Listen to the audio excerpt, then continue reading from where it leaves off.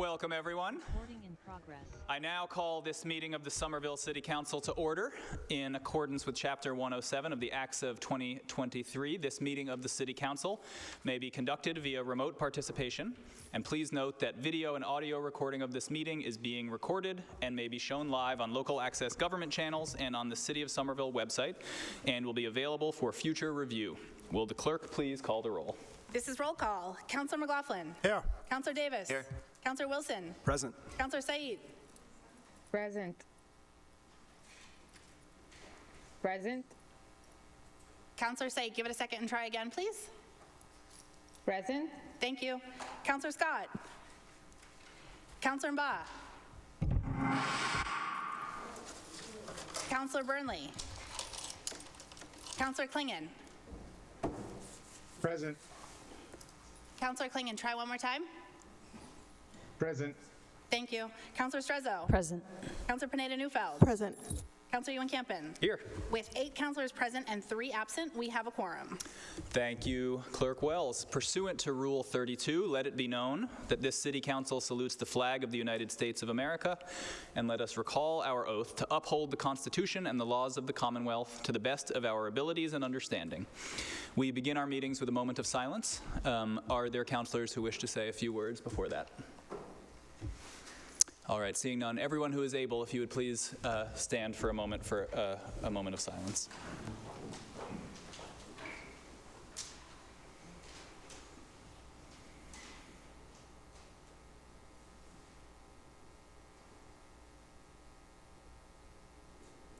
Thank you all. Please be seated.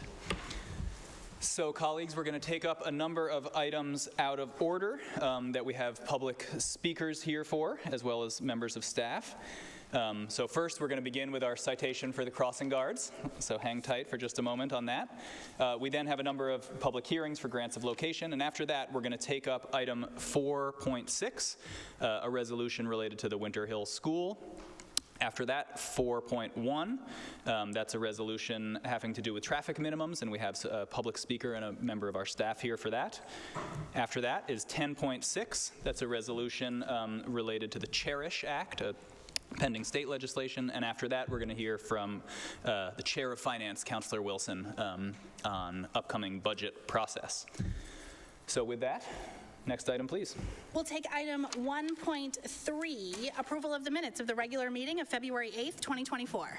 Seeing no discussion, that item is laid on the table for approval. Item 2.1 is a citation by Councilor Pineda-Neufeld commending crossing guards for their service protecting children on a daily basis on their way to and from school. Councilor Pineda-Neufeld. Thank you. Can we all have a round of applause for our crossing guards in the room?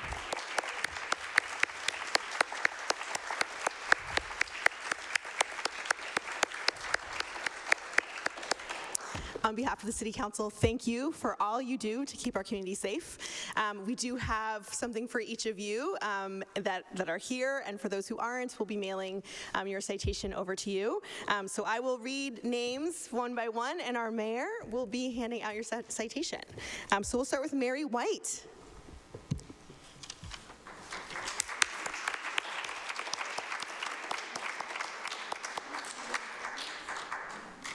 Thank you so much. It's nice to be appreciated and unexpected, and God bless you all. Thank you. William Wyand. Welcome.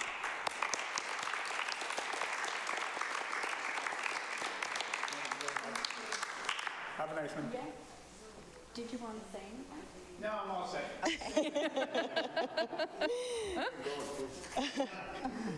Next, we have Geeta Majumdar.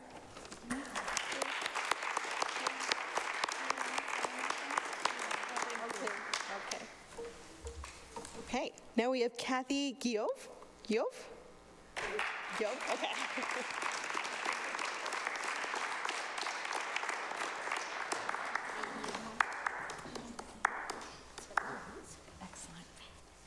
Thank you so much for being there for us, and it's so appreciated. You have no idea. Just to wear the uniform and be there with the kids means a lot to me, and I'm very grateful for the job. Thank you. Thank you.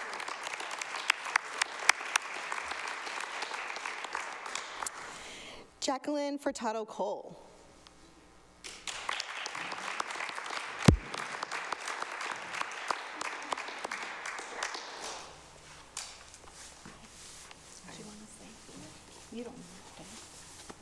I just want to say thank you. These are well-deserved. Thank you so much.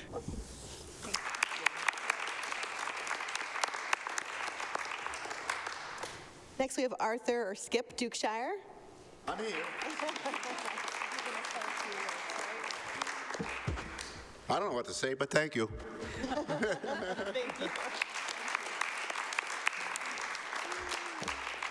Julia Bowers.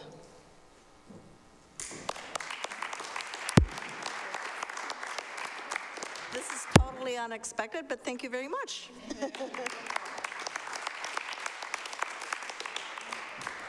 Chalet Attignol.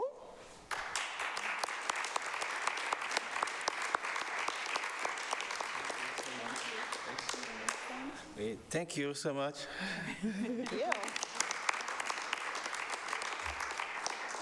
And Brenda Allen Thompson.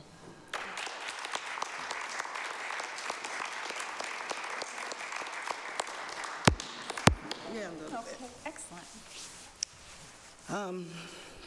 I thank God for me being here, for me keeping the kids safe. And when the parents and the children looking forward for me, being there every single solitary day for them, they very much appreciate it. And they know me, and I know them. And thank you for giving me that.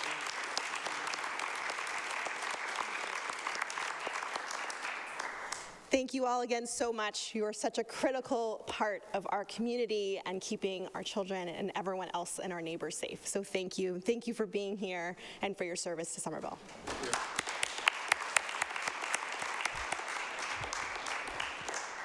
So let's take a quick recess so that we can all take a photo together. I wish we could start every meeting like this. This is just so completely wonderful. Many of us, have kids, and you are all just absolute heroes. So thank you for being here.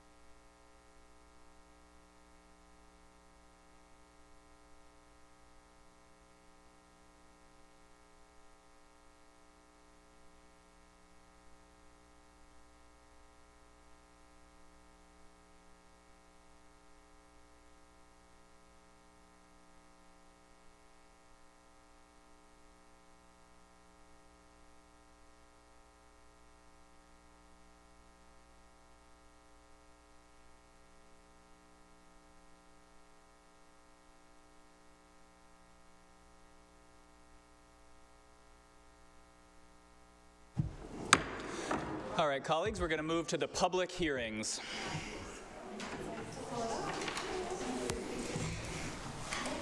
We need a roll call, don't we? We didn't do one to enter, so no. Okay, great. Great. The next item is 3.1, a grant of location from Verizon to install 3 new manholes and a total of 522 feet of conduit in Columbia Street, starting from existing Verizon manhole 44/220 at the intersection of Tremont Street and Webster Ave to an existing utility pole 76/4 located in front of 512 Columbia Street. I declare this public hearing open. Is there anyone here to speak on the item? Please use the raise hand function if you're here virtually.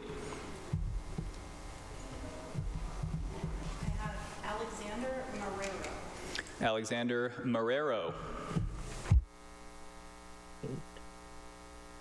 Yes, good evening. Evening. Yes, so name is Alexander, last name Marrero, M-A-R-R-E-R-O. I'm an employee of Pike, P-I-K-E, Telecom and Renewables LLC, an authorized contractor for Verizon New England Incorporated. They have asked me to speak on their behalf about the petition in front of you this evening. So Verizon is petitioning the City Council in order to occupy the conduits located on the public way known as Columbia Street to be placed by the contractor by the developer's contractor. The developer is planning to place 3 manholes, including 520 feet of proposed conduit, to start from existing manhole 220 located at the intersection of Tremont Street and Webster Avenue towards existing pole 7624, I believe it was.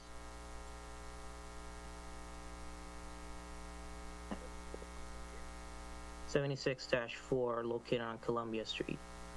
I can also answer any questions that the council might have about this petition. Is there anyone else wishing to speak on the item in the public?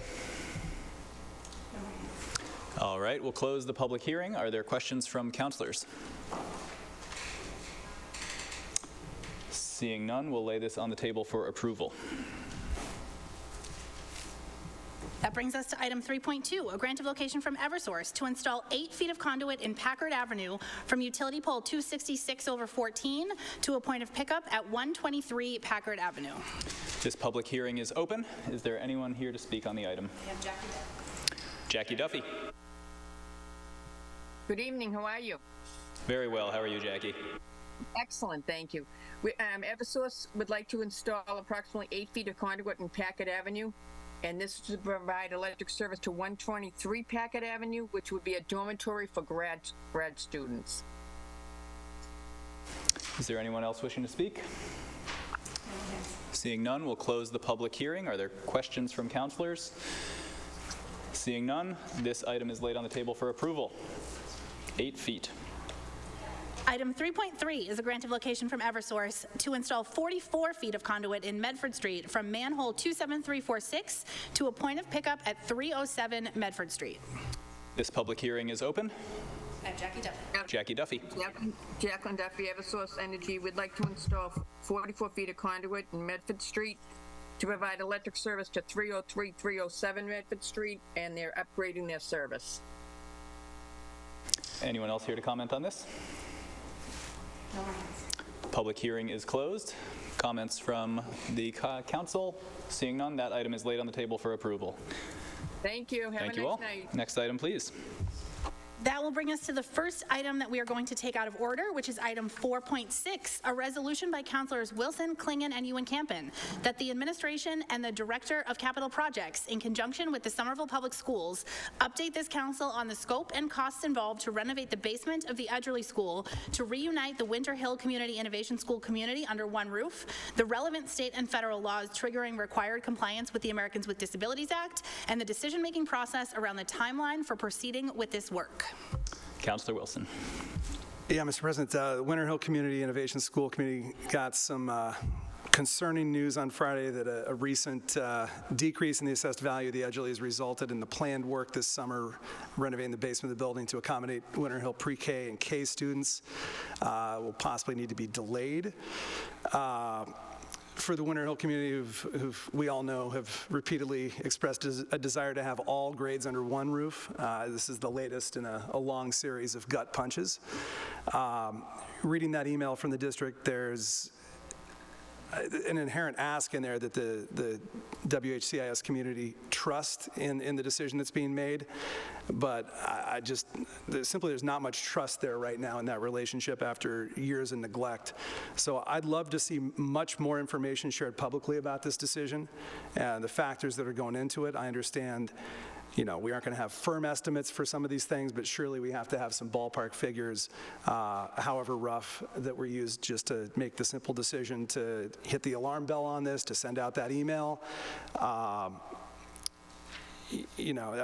just, for the sake of everyone involved, I'd love to see us be transparent and as communicative as possible about this. It can just only help matters short-term and long-term. We're at such a critical point in the calendar right now with kindergarten assignments, and we're talking about the future of the school community when we talk about kindergarten. So it's just critical that this gets done right and that people know the deal. Mr. President, with your indulgence, I'd like to sponsor a member of the public, Inés Santos, a Winter Hill Community Innovation School parent, to speak on this. Excellent. Please. Councillor Burnley would like to sponsor the item as well. Welcome. If you'd please introduce yourself for our records. Good evening. My name is Inés Santos. I am the parent of 2 Winter Hill students and a resident at 18 James Street. I'm coming here tonight to bring your attention to issues of unequal access at the Winter Hill Community School in the context of the postponement of work at our temporary building at Edgerly. My 2 kids are in pre-kindergarten and first grade, so we're part of that upcoming kindergarten class, and our family has done its best to deal with the separate buildings for this school year. To be frank, it's been really hard, but we've repeatedly been told there was a light at the end of the tunnel, meaning the end of the school year. And we are now being told that this goalpost has been moved, and pre-K and kindergarten might stay separate from the higher grades again next year and presumably moving forward. For me, that means I'm going to keep doing 10 drop-offs and 10 pickups a week. I can only work between 8:45 and 1:30. For the pre-K and kindergarten teachers, it also means being separate from the rest of the team, a situation that has been extremely stressful for our educators, as far as I can tell. Through all the trials of the last 2 years, the most common proposed solution I have heard from official channels has been to transfer out of Winter Hill. I got one such call this week, and while I honestly sometimes wonder if I should leave, we're once again choosing to stay. My kids love their school, their teachers, and their friends, and I truly feel at home in this community, and I'm not ready to give that up so that I don't have to do 10 drop-offs and 10 pickups a week, but it's a lot to ask of me. Additionally, I've recently learned about after-school clubs offered by the city at all other schools in town. Free after-school classes, including Spanish, piano, guitar, chess, yoga, and the list goes on. I looked at the Winter Hill tab in the document a couple of weeks ago, and it was empty for all of the year sessions. It has since been explained to me that these clubs were brought on as a response to longer waiting lists for the after-school program in some schools.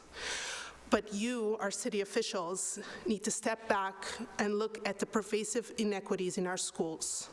I can't tell you for sure why Winter Hill has a shorter waiting list than other schools, but I have a really good guess. After school costs money, and for the school or the city to be telling us that because we are not signing up for something that costs money, we're not entitled to the same free things as other schools is wrong. I'm happy to report that one club seems to have been formed for Winter Hill, presumably thanks to our advocacy, but it's exhausting to feel like we parents have to be constantly vigilant, otherwise our children will continue to not get as much as their counterparts. Here are some other things that kids have in other schools that we don't have. The ability to walk to school. a community of pre-K through 8th grade together, working bathrooms, a playground. We need the city to look at questions of equity in our schools. Are we distributing our resources appropriately? Are we accepting compromises for our poorest students that we wouldn't dream of accepting for our richer counterparts? Are our kids getting anything resembling similar opportunities? Would you all like your children to have access to free piano, chess, and foreign language classes, or do you think that those things don't have an impact on their education and growth? In example after example, the Winter Hill students do not have equal resources. I would like to specifically ask the city to assign a member of the Department of Racial and Social Justice to issues of school equity, and that we start doing better by our students. I would like to ask that we move the after-school club's responsibility to Parks and Rec and fund them appropriately so that all the students in the city have access to them separately and independently of paid after-school care. That we commit to buses from Sycamore Street so that all Winter Hill students can walk either to their school building or to the bus. That we build a playground at Edgerly. That we fix the bathrooms. These are such small requests, some of these. And that we figure out how to do the planned renovations this summer so that the school community can come together. Please don't just tell us what isn't possible. Show us that you can think creatively and thoroughly, and that you can step back and look at the situation. Thank you for your time. Thank you very much. So we're going to refer this to the Committee on School Buildings, which is going to be meeting on Monday, March 25th. Is that correct, Councilor Davis? Yeah. So I anticipate that we will know a lot more by then. I know, to the administration's credit, I appreciate that this information was shared, but it has obviously raised an enormous number of questions and has us all praying that there is just a simple waiver process and we can get this construction going. Seeing no further discussion, that item is referred to the Committee on School Buildings.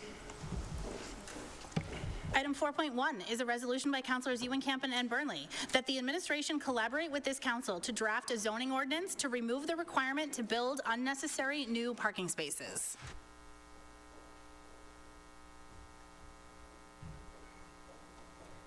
Councilor Ewan-Campen. Thank you, Madam President. I want to start by thanking Councilor Burnley for co-sponsoring this resolution, and I want to thank the administration who has partnered with us right from the get-go, because they are also wholly supportive of starting this conversation. And I also just want to thank the Somerville Alliance for Safe Streets, SAS, and to Carbon Free Somerville, who have been community groups, among others, who have been pushing for this. So by way of introduction, any time that we bring up the words minimum parking requirements, it's an incredibly hot button issue, and it is also an issue that is incredibly easy to be misunderstood and to misconstrue what we're actually discussing. And I would actually argue that this conversation is, at least for me, has been very counterintuitive. And I can say that with certainty because I have received not one, but many calls this week from news reporters asking me to explain why I'm trying to get rid of a bunch of parking. I just want to be incredibly clear from the get-go here what this proposal does and does not mean, and what Councilor Burnley and I are actually proposing. So, just to start, no one in Greater Boston needs us to tell you that we have incredibly bad traffic. We have some of the worst traffic in the entire country, and one of the prime reasons that we have such bad traffic is because historically we have allowed or even encouraged large developers, in particular large commercial developers like in Kendall Square, like in large commercial areas of Boston, to build enormous parking garages. And this creates a major incentive for the people who work at these buildings to live in the suburbs and drive to work every morning and drive back every afternoon, and in fact they're basically being subsidized to do so. And this is not me making this up. This was one of the central conclusions of a Boston Globe Spotlight series a few years ago on why traffic is so bad here. And one of their top recommendations is to remove mandatory parking minimums. Here in Somerville, just think back, for anyone who was at any of the community meetings the first time we heard proposals for the Boynton Yards projects, or right now Summer Nova in Union Square, think of the gasps that we hear in these community meetings when we hear a developer talk about the number of new parking spots that they're proposing to build. Hundreds or thousands of new parking spots in the middle of Union Square, in the middle of Boynton Yards. I think all of us know intuitively, and definitely through data, we cannot handle this many new cars in the community. The problem is that currently in our zoning, in large parts of the city, we actually set very high and completely arbitrary requirements to build minimum amounts of parking, whether or not it is needed. In our zoning overhaul of 2019, we've gotten rid of these parking minimums already for all new developments that are a close walk to a Green Line station. And we've put in place a policy that new developments can't get on-street permits. So, you don't have folks driving there anyway and just taking all the parking spots. But the fact is there are large parts, certainly of Ward 3, but I know of the whole city, that the policy doesn't yet apply to. And this has continued to cause major problems. Again, think about Summer Nova, think about on Somerville Ave, there have been large developments where the city is actually forcing these large commercial developments to overbuild parking that is unneeded. And we're wasting our staff time working on a case-by-case basis to look at special permits to get around this. So we are not proposing that developers are not allowed to build new parking. That is not what we're talking about. We are saying that we should not have forced arbitrary requirements to insist that an unnecessary amount of new parking is being built. And just before I wrap up here and hand this over to my colleagues and city staff, I know a Somerville resident who wanted to get rid of their driveway at their house because they wanted to build a tiny house for their kids. And it was illegal for them to get rid of their driveway because our city mandates that you have to have a parking spot for a house in that situation. That is what we are talking about. For people who don't need the parking, we should not be forcing them to build it. That does not make sense. So again, if you talk to anyone who works in urban planning, who works in mobility, who works in safe streets, any of these, there is as close to a consensus on any issue that you're going to get that parking minimums are counterproductive, that they do a lot of things we don't want them to do. So the reason that we put in this resolution is because we're starting to work on actual zoning language that we'd like to submit and go through the public process, but we wanted to start this public conversation now so that we can start kind of building community engagement around this issue. So I'm going to hand it over to my colleague to speak, Councillor Burnley. We also are lucky to be joined tonight by our Director of Mobility, Brad Rawson, and I know that Councillor Burnley has a member of the public that he'd like to sponsor as well. Councillor Burnley. Thank you. Through the chair, I echo all of the comments by my colleague and President, Councillor Ewan Campen. And I just want to underscore why this is an important issue. Our city for a long time has been pushing on several different urgent areas of concern, including affordability in housing, including climate goals, including making sure that our roads are safe and that they are not overrun by cars, particularly from people who cut through Somerville to get to somewhere else. All of these issues, parking minimum sits at the nexus of all of these, our city goals, and by removing the mandatory regulation that developers, including, as Councilor Ewan Campen just mentioned, our neighbors who have homes who may want to do renovations, by removing those requirements, we're freeing up people to make the decisions that work best for the projects that they have, whether that is deciding that instead of adding 2 more parking spaces, they can add 2 more units, whether that is deciding that we can have green space where a parking lot would ostensibly go. This allows us and our community partners to have more freedom in deciding the direction of how Somerville will shape up. And I can't tell you how many people have, over the years, asked me to push something like this and to eliminate parking minimums, which Cambridge did 2 years ago. No parking minimums anywhere in the city. And I had someone today ask me, hey, so I get Cambridge did this. Is your goal to follow Cambridge's lead and that Cambridge is the gold standard around this issue?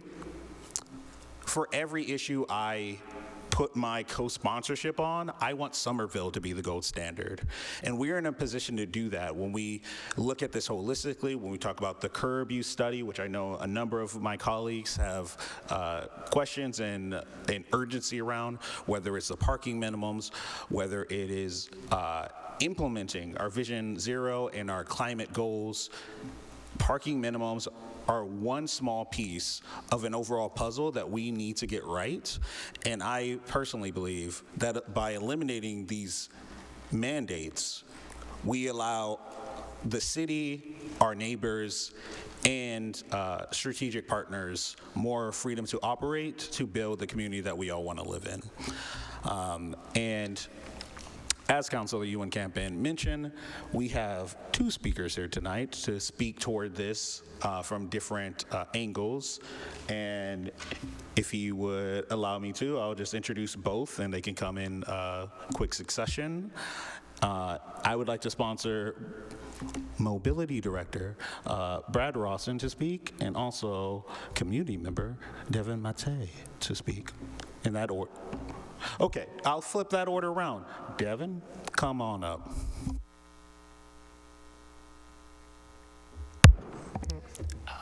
Hello. I want to speak on parking minimums as I... Will you just introduce yourself and your Oh, sorry. Thanks. My name is Devin Mate. I live in Ward 5, Somerville. Parking minimums, I think, are terrible for Somerville in so many ways, and I applaud the council for taking up the chance to get rid of them citywide. I've been asking and advocating in various different ways the past few years around parking minimums. Part of why I feel so strongly about this is there is tons of data and studies that show that parking minimums hurt communities that implement them. They hurt us in terms of housing cost. A single parking space in a parking garage can cost as much as $50,000, and that $50,000 is not simply swallowed by the company that is building that garage. It is passed on to the people that live there or work there, either in the form of additional rent that they have to pay, or in the form of having to pay for that parking day over day out till that garage starts making a profit. Studies have shown that that adding a parking garage to an apartment can reduce the overall housing units built by as much as 25%. When we have a housing crisis in our city, we shouldn't be allocating more of our valuable land to cars instead of people. Now, it's also bad for the environment. Parking, by its nature, is pavement that is impervious, contributing to flooding and other climate issues.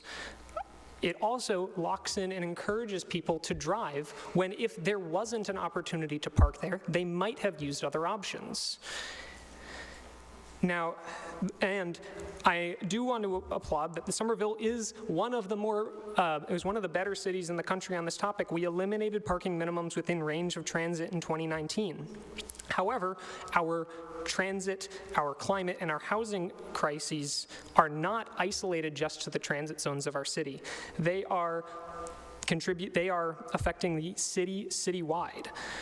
We should be following the same standard for the whole city and not requiring any new parking as a mandate. I understand that as long as we need cars, we will need parking for them, but we should be careful to not require parking, which could lead to more than we need and driving up prices throughout the city. I hope to see the City Council pass this resolution and hopefully eventually pass this policy change. Thank you. Director Rawson.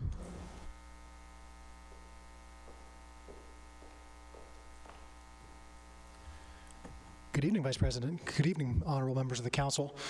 My name is Brad Rawson. I'm a Somerville resident, and I serve the city as Director of Mobility in Mayor Ballantyne's office. Madam Vice President, I'd like to start by acknowledging that Mayor Ballantyne and city staff support this resolution to right-size parking supply in new development in Somerville. We'd like to express our gratitude to the sponsoring councilors. Thank you, President Ewan-Campen. Thank you, Councilor Burnley, as well as our advocacy partners. Thank you, Devin, and thank you everybody else who has been working to organize, educate, and advocate on these issues. The city is looking forward to working with all of you on this topic. As you have noted, Somerville's adopted policy plans, including Climate Forward, Summer Vision, Vision Zero, and other official policy plans, direct the city to reduce vehicle miles traveled. We know that parking supply is the major influence on driving behavior. The science is in. Somerville's 2019 citywide zoning overhaul, as has been noted, did include many progressive tools to begin right-sizing motor vehicle parking in new development.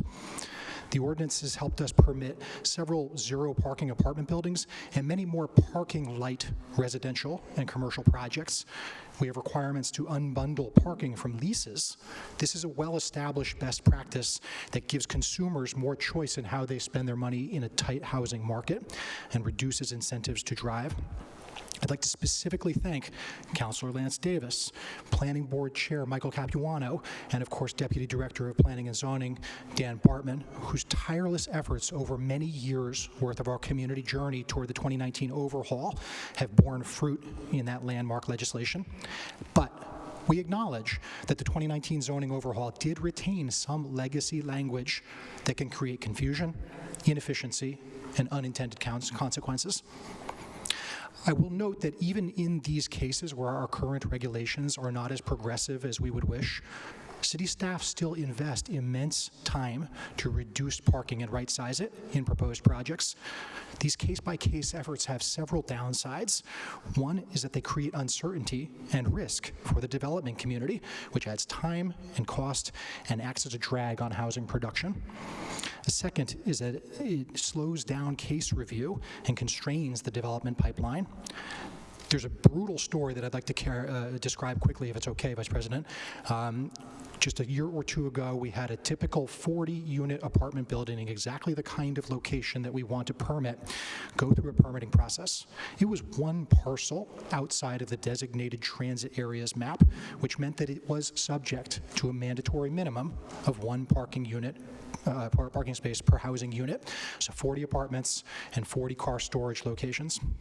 Our staff really worked with community members and with the applicant to try to downsize that parking, but we were unsuccessful. Ultimately, that project was permitted because of the rules on the books. Fast forward a year, that same applicant comes back and says, you know what, the economics have changed. We actually don't want to build this garage. Can we seek regulatory relief to actually build fewer parking spaces and more homes? They've secured that approval. Now it'll be 50 apartments and approximately 10 parking spaces. That's a great outcome, but a very inefficient and unpredictable process. And those homes should be in construction right now. So the last thing I want to note is that these case-by-case negotiations really do distract our staff from our many other responsibilities in safe streets and transit advocacy. So our perspective is that Somerville's ready for the next stage of regulatory reform. As we begin that technical work together, staff would like to advocate that our scope go beyond just eliminating minimum parking requirements. We are glad that the council resolution and our grassroots partners who wrote a petition specifically call for maximum parking allowances. Our staff feels strongly that this is essential. Additionally, we want to update the definition and extent of transit zones for exactly the reason I just described. Thirdly, we would recommend exploring whether the mobility management provisions of the zoning ordinance could or should be removed from the zoning ordinance and actually placed as a standalone element in the code of ordinances. That's the Cambridge model, and Cambridge has been doing this for 20, 30 years. It is a best practice. So I will last note that our staff are committed to a robust community dialogue. As you noted, Mr. President, during this work, we understand that our residents have diverse mobility needs and goals. We're committed to engagement. We're committed to protections for priority populations, which can include older adults, people with disabilities, families with children, and many others. Again, the mayor and our staff are really excited about this collaboration with you all. We look forward to the technical and committee work ahead. Mobility staff recently completed a really easy catalog of recent projects with their parking ratios and then all of the transportation demand management plan elements that we embed in those approvals. That will be posted to our website just within a few days to inform our dialogue. So we're excited about that as well. Thank you for your time this evening. Happy to answer any questions if it's helpful. Councillor Scott has a comment, and then we'll come back to the questions. Councillor Scott.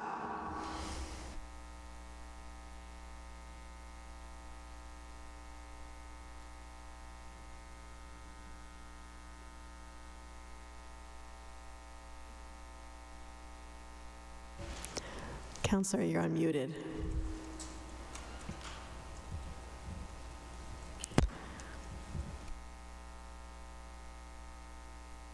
Testing? Can you hear me? Yes. Wonderful. Thank you. My apologies for being remote yet again tonight. I just want to thank my colleagues for bringing this forward and say that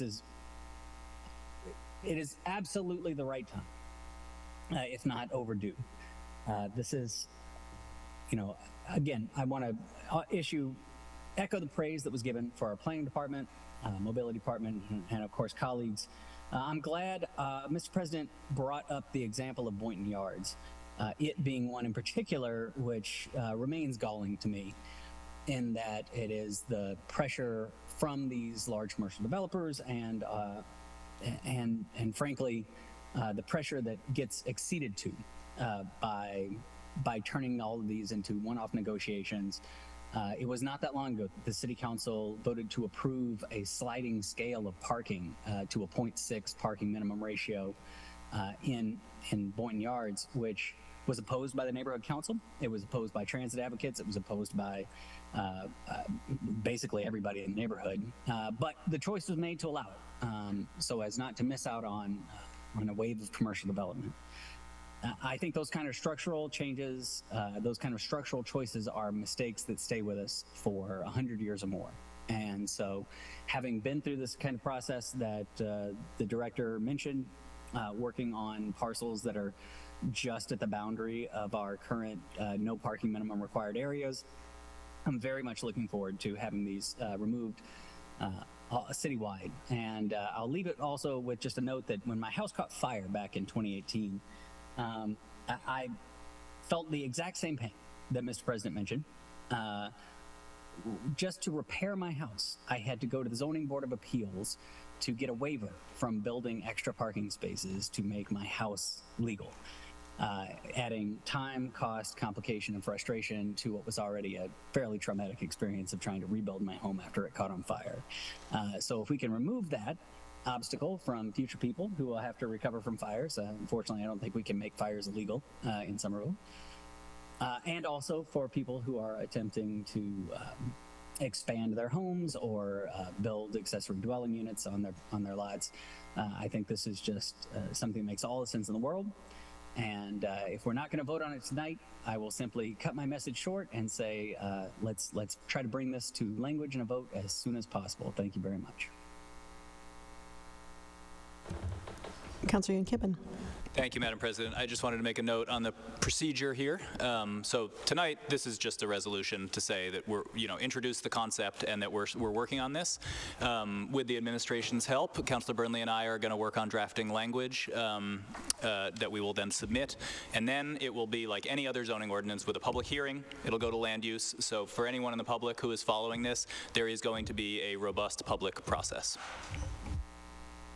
Councillor Davis, and Councillor McLaughlin, and Councillor Burnley.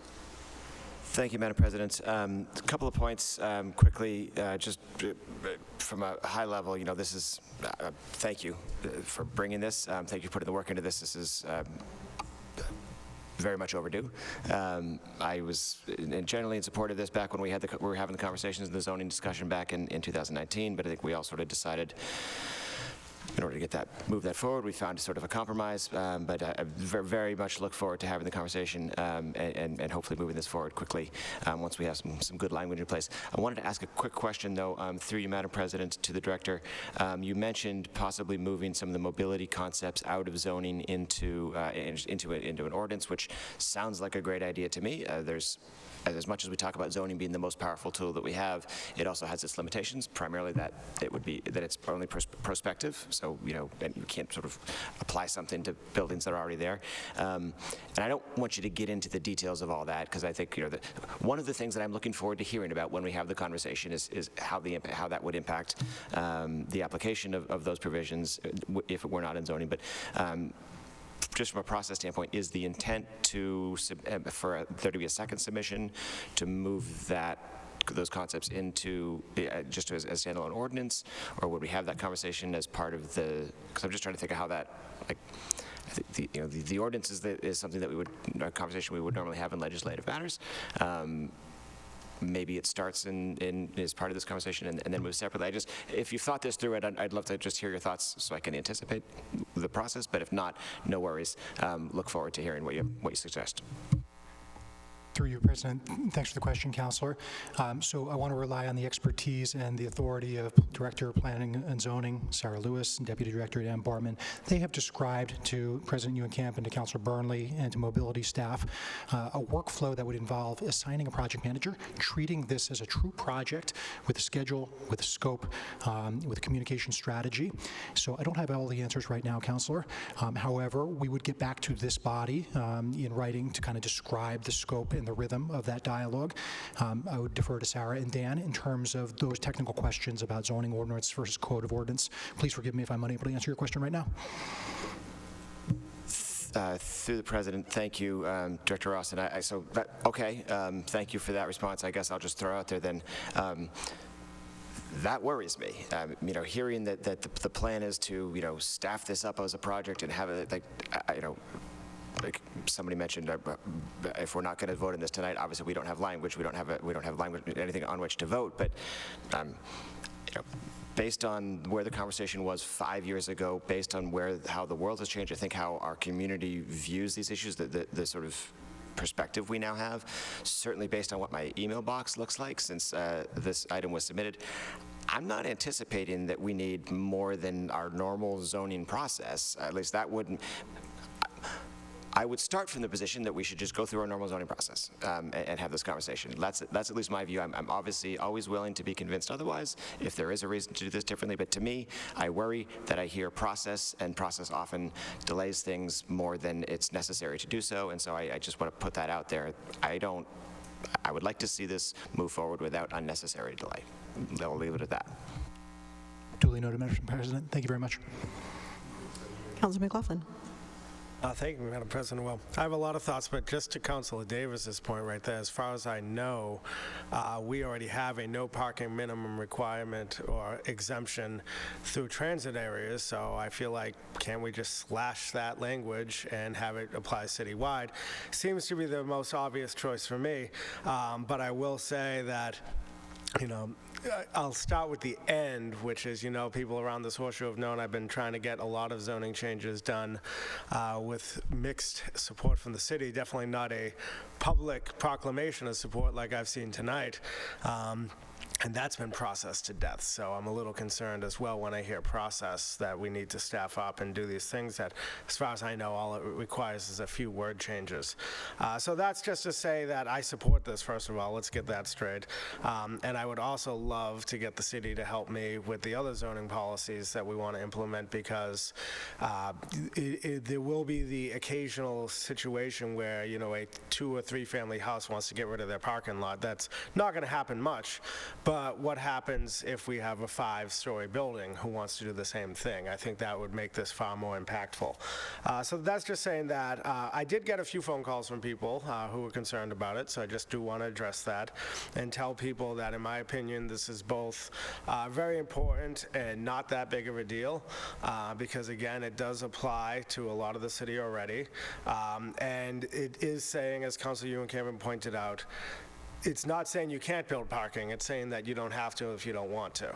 And I have the perfect example of the Taco Loco site on Broadway and Mount Vernon Street, which is in the transit area. It's about as close to public transit as you can get, right next to the Sullivan Square T station.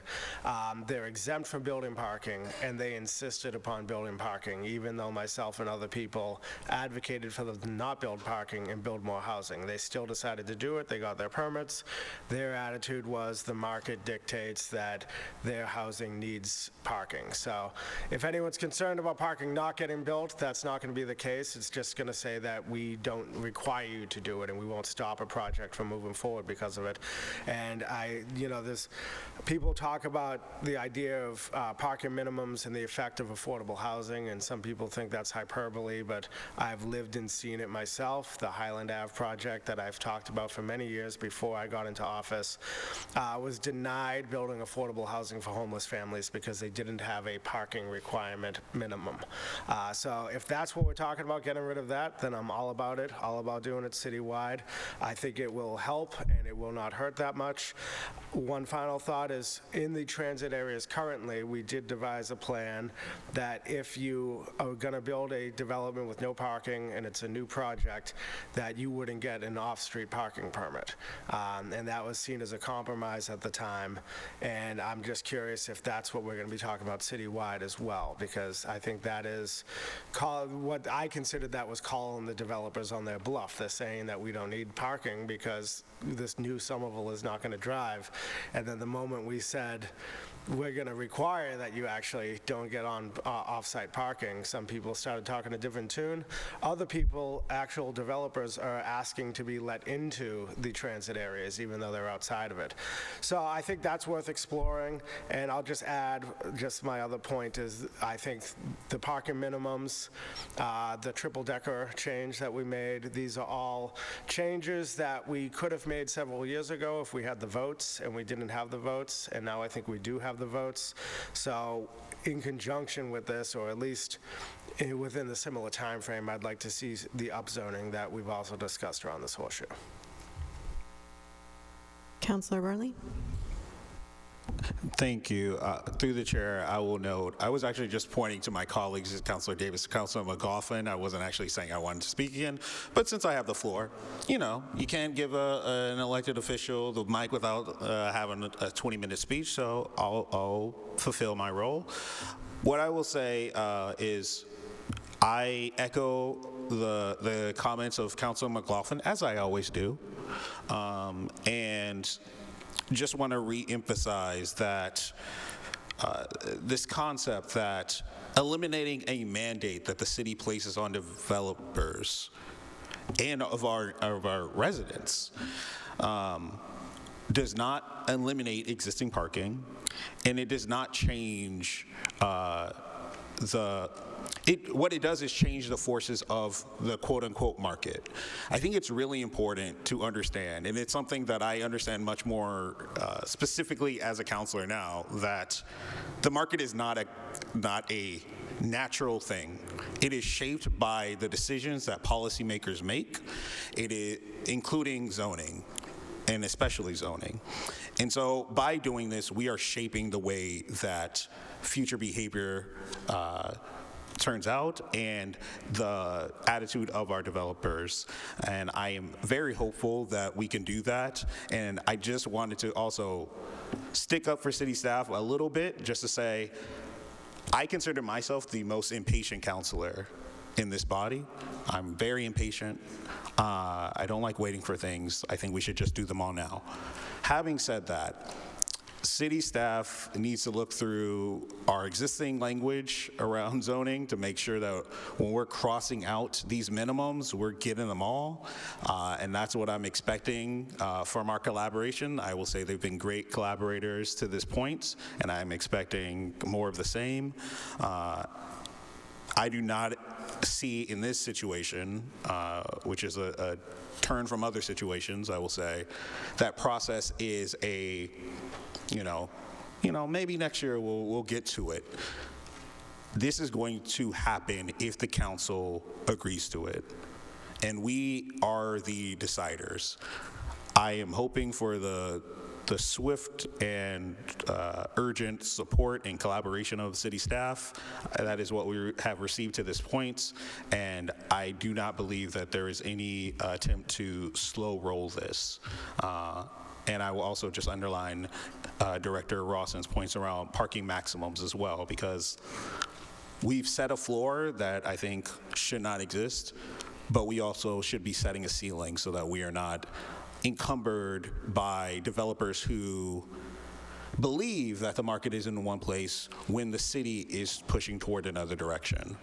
We are the actual deciders in this function, and our choices will shape the demand. But with that, I pass it on to my Councilor Wilson. We have Councilor Wilson, then Councilor Strezzo, then Councilor Klingon. As a reminder, we're not voting on anything tonight, folks. Madam President, I just want to thank Councilor Ewan-Campen and Councilor Burnley for bringing this forward, starting this conversation. I want to thank the administration and city staff for sounding some really supportive notes about this publicly. I'll save my in-depth thoughts for hopefully a future discussion in land use, but from experience with developments and parking minimums, and I'll just say that if we have a developer who wants to pursue a development with less parking than the current minimums, and they have a financier willing to back that project financially, it would be incredibly dumb for us as a city to get in the way of that with zoning requirements for, a parking minimum, right? If we have that willingness on the part of a developer, let's let them do that citywide. So, yeah, I'm really interested to see, like Councilor McLaughlin mentioned, what we do citywide with basically what's currently in place with the resident parking permit regulations around new construction. That'll be something I'll be following closely. I do like the idea of separating this out. As Councilor Davis asked the question about basically only catching new things coming in versus possibly being able to get things that are existing if we take it out of the zoning ordinance and put it in its own category in the ordinance. I don't want to see that slow anything down, but Councilor Burnley's assurances about what he's seen so far are reassuring for me. So, yeah, I'm really happy to be sitting here talking about this tonight as an initial step. Good stuff. Councilor Strezzo. Thank you. I want to say that I appreciate, I'm excited to see and have the dialogue and find out more about this. And I want to say that I don't disagree that getting people off cars if they have the luxury and ability to be able to take a bike and walk and get around, ride share, or get out of cars. I think that's absolutely important, and I definitely agree with you on all of that. My concern is that where are we on proposing this, as you, Madam Chair, through Director Rawson, what disability advocates were called in when this was written, this resolution, and just like as you were advising this conversation, who were you speaking to? Through you, President, that type of stakeholder dialogue, Councilor, is important to us, but it is to come. This resolution that is before you all tonight is a product of our councilors, so the administration views this as step one of that process. Okay, then I guess I can ask, if, Madam Chair, through you, Councilor Ewan-Campen, what disability advocates, did you speak drafting this? And we need to have this dialogue, so just where do we go from there?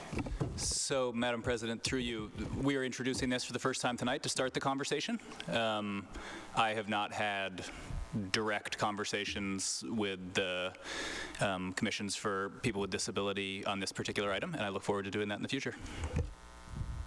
Thank you, Madam Chair. If I may, I want to make sure that, because where we go with this, and I hear your excitement, that's great. I'm always worried about the unintended consequences of this.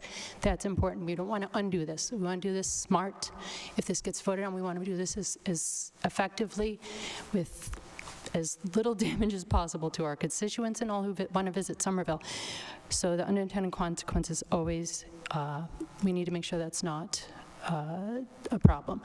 I want to know, I do believe when this does go to land use, I am asking that the chair make this a public hearing as a whole. I think our community deserves that, to at least so that everyone's on the same page and knows that this is coming, that they can get behind it or voice their concerns, and the city can take that feedback and go from there to minimize unintended consequences.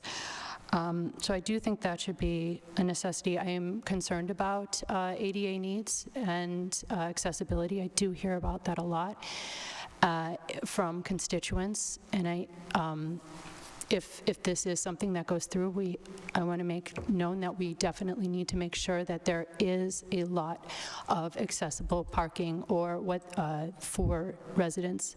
And again, I understand this is proactive going forward. However, we need to know that that should be a consideration and an implementation. Let's see. Because we do have residents that don't own houses and don't have the option to what they wish to do with their driveway. I have heard from residents that have third shifts who, lower income families, get out of work at 2 a.m. and they can't find parking in their neighborhood and they have to walk and park in 10 Hills when they live in the Mystics at 2 in the morning. And when I think of one woman who has to call her teenage son has to stay up and wait until she gets home around 2 a.m. to walk with her back. And that's her every shift, because she has to drive, because she can't work in the city and she can't work a 9 to 5. Her job's in another city, and that's what time she gets home on her third shift. So we need to make sure that their voices are brought forward too, anybody that is working third shifts. Another thing to consider is our senior population. They don't always have the option they have to drive. They have to be able to park closer. Yeah, sure, we could do the ride. We can do they can do the ride well when it shows up. Or ride shares are expensive, taxis are expensive. It's not always an option when it's lower income families. And last point I just want to make is with affordable housing, yeah, we could say that it does entice developers, but that's not always the case. In fact, there's a good chance it could disenfranchise families, because what it does with affordable housing residents, when they get lucky and win the lottery, sometimes they need a parking spot. And if they're not eligible for a parking spot, it is literally the decision between not getting the apartment and choosing to get it and getting it.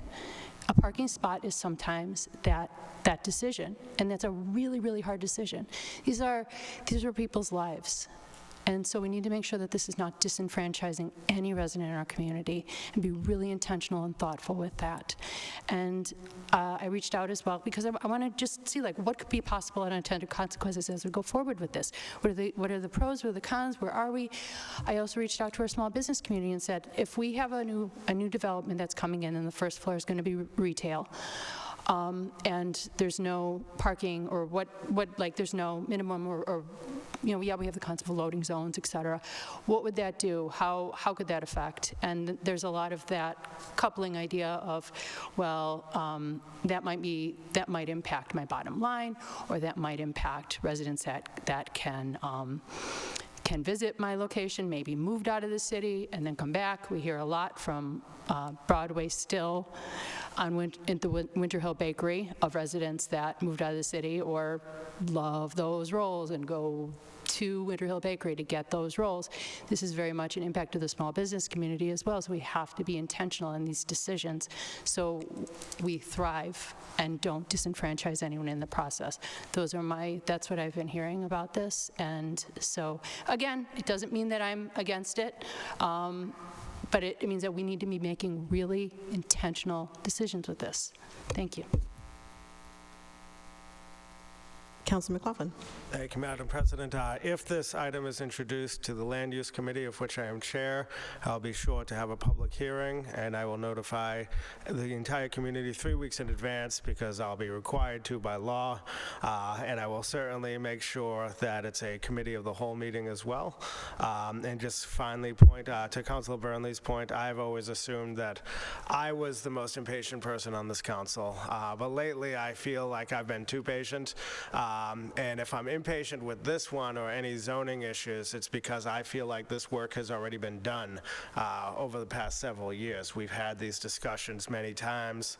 As far as I know, like there's actual drafts out there that have these proposals that we could just pick it up and put it back into take the old zoning proposal, add it to the new zoning. The only difference between now and a few years ago is the votes, and hopefully the votes are here now. Councilor Yoon-Kippen. You mentioned Councilor Klingon. I don't want to jump the line.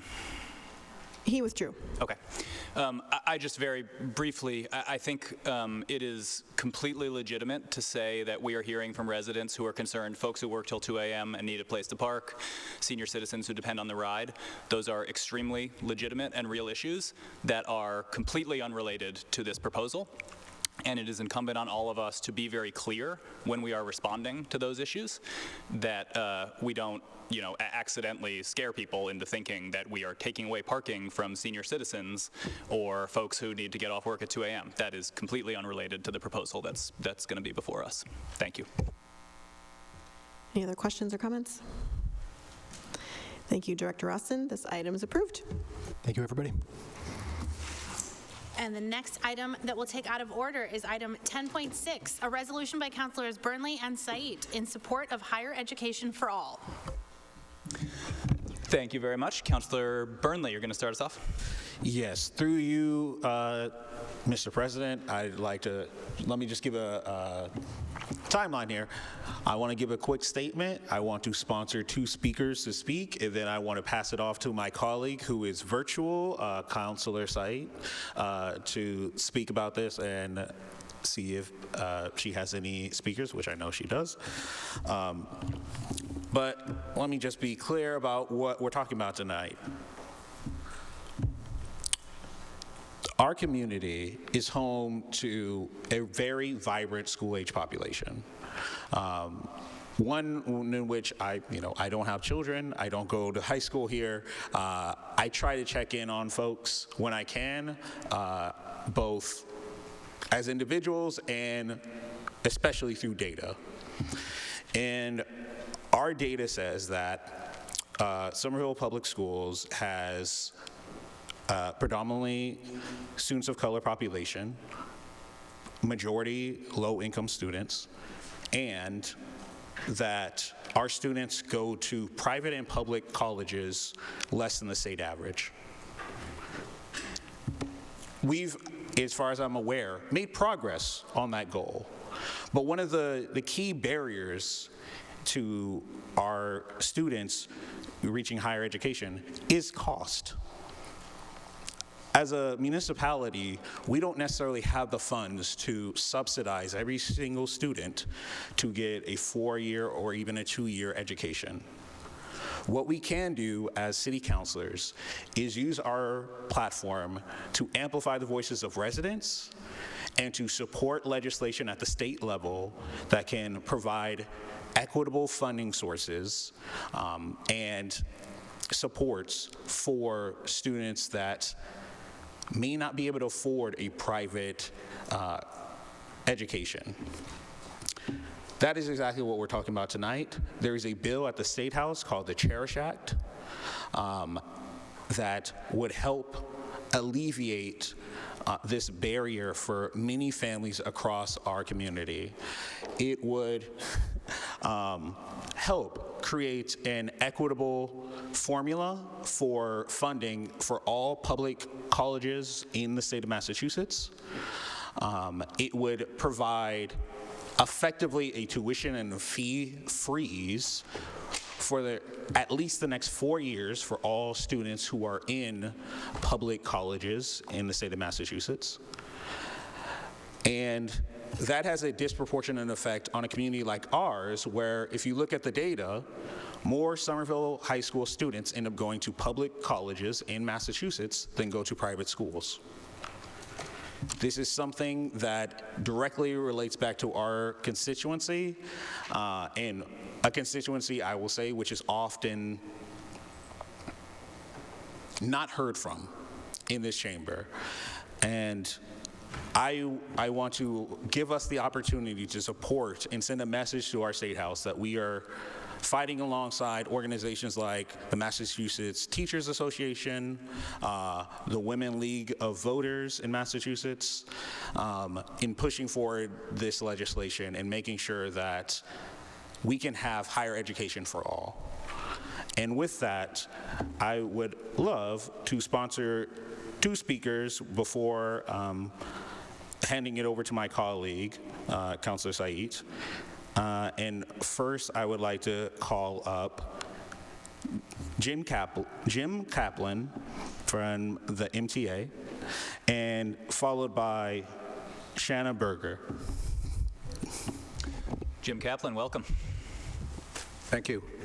My name's James Kaplan, Jim Kaplan. I'm a resident of Ward 6 on Liberty Avenue and an alumni of the Somerville Public School staff as a teacher. I'm delighted that Councilor Burnley ran through a lot of the arguments in detail. I want to speak to where this fits in a historic drift. In the 1920s, colleges, universities were for the wealthy. It was very simple. It was very rare for working class people to get into them. Come the Veterans Administration, after the war, there was openings disproportionately favorable to whites rather than blacks out of the armed services. Nonetheless, there was an opening towards expanding the access to public higher education. And as prosperity moved ahead, the amount of state aid was substantial and grew. Come the period of Reaganism, and in some states even before, it went downhill and increasingly more difficult for graduates of working class cities like Somerville has been to get into higher education. That our figures are rising, I think, is because the wealth of the people who can afford to live in Somerville is rising. So I don't know if you segregate out the working class people in our high school, whether in fact it's rising or not. That's a research question. This is an effort to attempt to stem the creation of not simply hereditary plutocracy, which this country has, but now increasingly a hereditary professional class where those who can get into university and go on to enter the professions are becoming increasingly just the wealthy, which means in this country preponderantly, overwhelmingly, in fact, white, or perhaps well-to-do East Asians and South Asians. But it's a discriminatory system. This is a step towards offsetting historic trends and trying to maybe just stick a finger in the dike. It's only a small step in terms of what's really needed, but it's a positive step. So I hope you all can support it. Thank you. Thank you. Councilors Strezzo and Wilson, Davis, the whole council would like to sign on. Yeah. Welcome. My name is Shauna Berger, and I'm an associate professor at Bunker Hill Community College. I live on Oak Street in Union Square, and I've been very involved in neighborhood organizing efforts since I moved here in 2003. I'm here tonight to testify in favor of the Cherish Act, though I feel it doesn't go far enough. Funding for public higher education in Massachusetts has been cut by 31% since 2001. As a result of the state's underfunding of public higher education, Massachusetts has the fastest growing public college costs and the second fastest growth in student debt in the nation. This bill sets a goal to return to the 2001 per student funding level, adjusted for inflation, 2001. Was 23 years ago. So it's a start, but I don't believe it goes far enough. I want to speak mostly to the parts of the Cherish Act that seek to improve working conditions for faculty and staff so that we can serve our students equitably and set them up for success.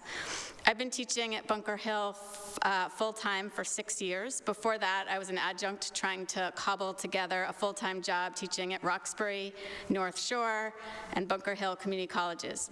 I love community colleges because I love the students who are hardworking and rich with life experiences and cultural wealth. I love the mission of the community college, serving students who are invested in their communities and are likely to stay and work and raise their families nearby. Unfortunately, with the low faculty staff salaries and heavy workloads, students aren't getting the educational experiences they're paying for and deserve.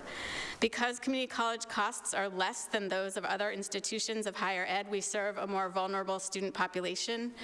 Our community college students deserve better. There's a well-known saying that faculty working conditions are student learning conditions. Adjunct faculty who teach 70% of all Massachusetts community college courses are forced to run around to 3 or 4 or even 5 colleges to piece together something like a living wage and no health insurance, and don't have the ability to provide the support students need, time-wise and space-wise. They also aren't integrated enough into the life of each of the colleges to be helpful guides and advisors to students. Morale among adjuncts is low. How could it not be with the level of disrespect they experience? Full-time faculty are also paid abysmal salaries. With a master's degree and a half, after teaching for 20 years, 6 of which have been full-time at Bunker Hill, I make almost $60,000 a year. My colleagues make similar amounts, colleagues with PhDs as well. 10 years ago, I worked at a nonprofit and made $15,000 more than I do now. Massachusetts community college faculty make on average $68,000, while California community college faculty make on average $105,000, the state that is most comparable to Massachusetts in terms of cost of living. Full-time faculty have heavy teaching loads, 5 courses each semester. For an English professor like me, that means 5 classes times 22 students per class times 4 essays per student, 440 student essays per semester, never mind course prep and advising and service requirements. Most of my full-time colleagues teach additional courses as adjuncts just to pay the rent. That's teaching between 6 to 9 courses each semester. How can students get the support they need if faculty are teaching this many students? Some faculty need a break from teaching and take on different full-time jobs during the summer. One colleague works at Home Depot full-time over the summer to make ends meet. Our college food pantry writes on their website, the Dish Food Pantry is available for current students, faculty, and staff members at Bunker Hill Community College. The fact that many faculty, staff, adjuncts need a food pantry to feed their families should be an embarrassment to the administration and the state, but clearly it's not. The state needs to do better for our public higher education faculty and staff so that we can do better by our students who will lead their communities. When this body took up the Palestine ceasefire resolution, there was discussion that a city body shouldn't take up national issues. Well, here's a concrete reason to do so. Many of Somerville's young people go on to Bunker Hill Community College, and if this country would allocate anywhere close to the amount of funds to education and social services that is allocated to the military, our Somerville students would be much better served. U.S. federal funding decisions like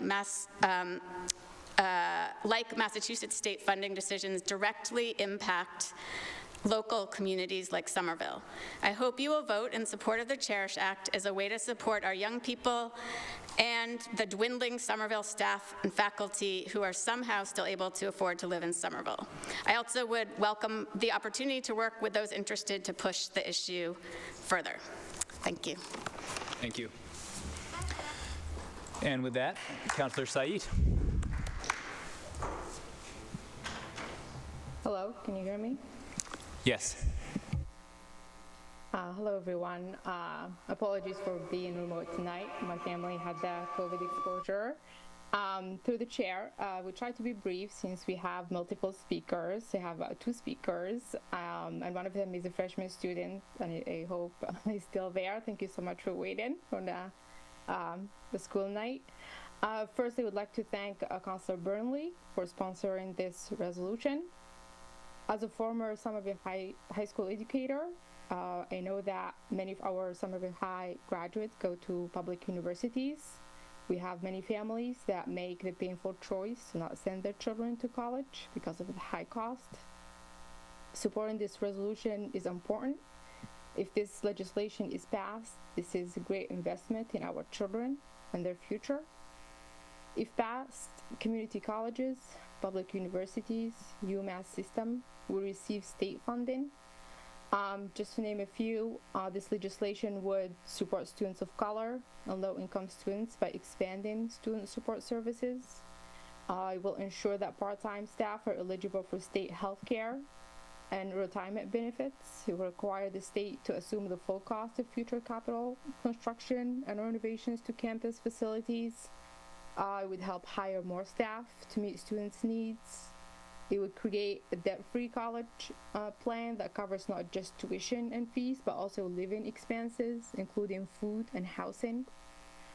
It will improve higher ed staff working conditions and students' learning conditions. It will prohibit any tuition or fee increases for students enrolled between 2022 and 2026. And also will help working families that are currently forced to take big debt in order to send their children to college. I would like to sponsor two speakers tonight, Vincent Bucourt, a freshman at Somerville High School, and Deshawn Simmons, a longtime Somerville Public School educator and currently the Somerville Educators Union president.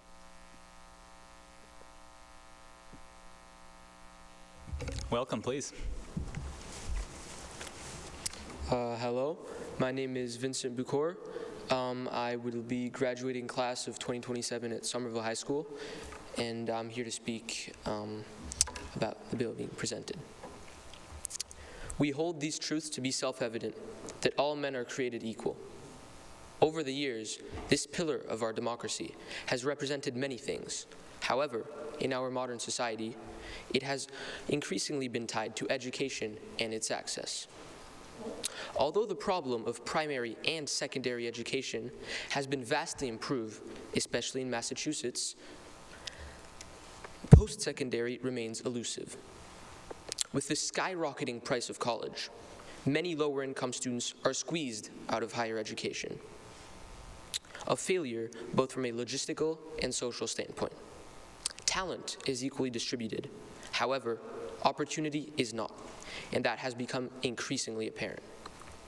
For a country which prides itself on meritocracy, that's a blemish, to say the least. Concretely, this bill would enable me, along with millions of my peers of age teenagers, to be ready for the world of tomorrow, indebted to nobody. What should a child be worried about? Homework? Playing sports with their friends? In any case, not debt. However, this is the unfortunate reality that millions of young Americans are faced with. Do I go to college and educate myself, possibly at the risk of severe financial burden, or do I opt for the quote-unquote safer path? No one should be faced with this choice, especially not in the #1 economic power in the world. Thank you for your time, and I hope that you will consider the future of all children, not just the select few. Thank you. Thank you. Deshawn Simmons, welcome. Good evening, everybody. Thanks for allowing me to have you address you this evening. My name is Deshawn Simmons. I'm the very proud president of the Somerville Educators Union, and I am a middle school educator in the district. I'm also a resident of Ward 7. It is truly my pleasure to stand before all of you today to encourage you all to give your fullest support to the charity.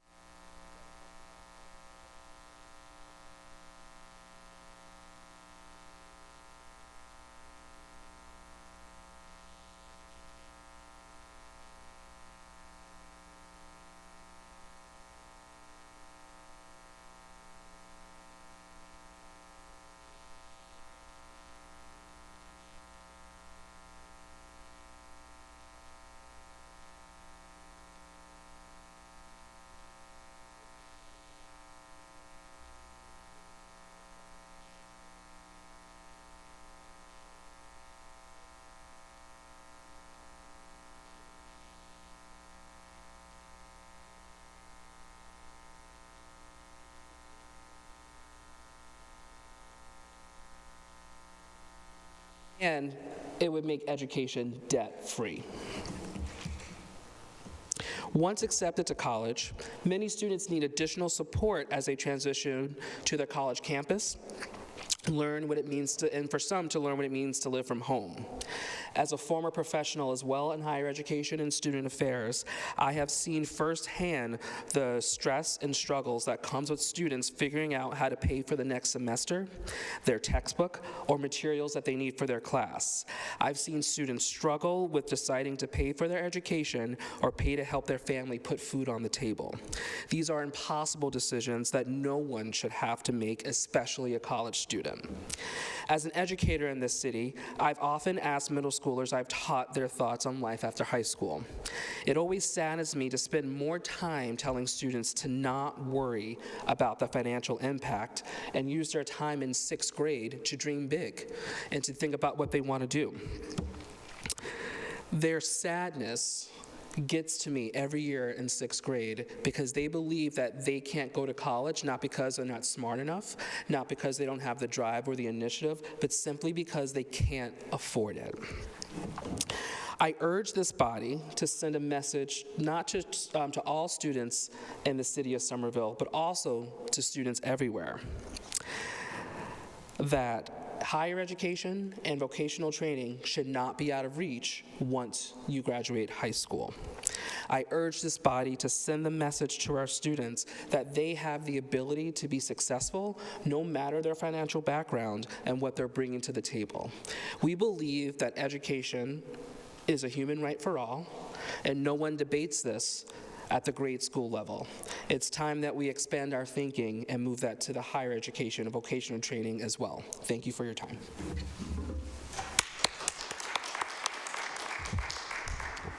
Thank you to all of our speakers. Are there further comments? Seeing none, we will place this on the table for approval. Thank you all again for being here. Councilor Burnley. And can we get a file sent to our state delegation as well? Well? Is that in the resolution? Yes, actually. Yes, it is. Excellent. Excellent. And the next item that we'll take out of order is going to be item 4.7, a communication by Councilor Wilson in his capacity as chair of the Finance Committee, explaining the fiscal year 2025 shared budget priorities process with some key upcoming dates. Councilor Wilson. Yeah, thanks, Mr. President. Big couple weeks coming up here on the finance front. I wrote a memo to my colleagues attached to this item in Legistar outlining exactly how the FY25 budget priorities meetings the next 2 Tuesdays are going to work. Since it's such scintillating reading, I'm sure all of you have read that memo multiple times already, so I won't subject you all to going through the entire thing. But just really quickly, here's some just top-level takeaways for you. This coming Tuesday, March 19th, the Finance Committee will hold a meeting as a committee of the whole, means all of us for those of you new to the term, to hold a public hearing to hear from the community about what folks want to see in the FY25 budget. As I've mentioned before, this is in keeping with the spirit of a requirement this body put in our proposed charter text that a public hearing on this topic be held annually in the winter ahead of the proposed budget being put together. Personally, I think it's a good idea to give the community a chance to weigh in ahead of time before that cake gets baked. And also, as previously mentioned, Spanish and Portuguese interpretation services will once again be provided, and the meeting will be conducted remotely on Zoom with an option to come to the City Council's committee room for anyone who doesn't want to use their own devices. The draft Google Form survey for our March 26th meeting will be shared at the end of this meeting on the 19th, and councilors will be asked to raise any questions or concerns about how their individual FY25 budget priorities were incorporated into that survey with our legislative and policy analyst, Brendan Salisbury, and our finance analyst, Mohammed Udin, in the days following that meeting, not on Tuesday night during the meeting. We want that survey to be absolutely airtight with no issues going into that meeting on the 26th.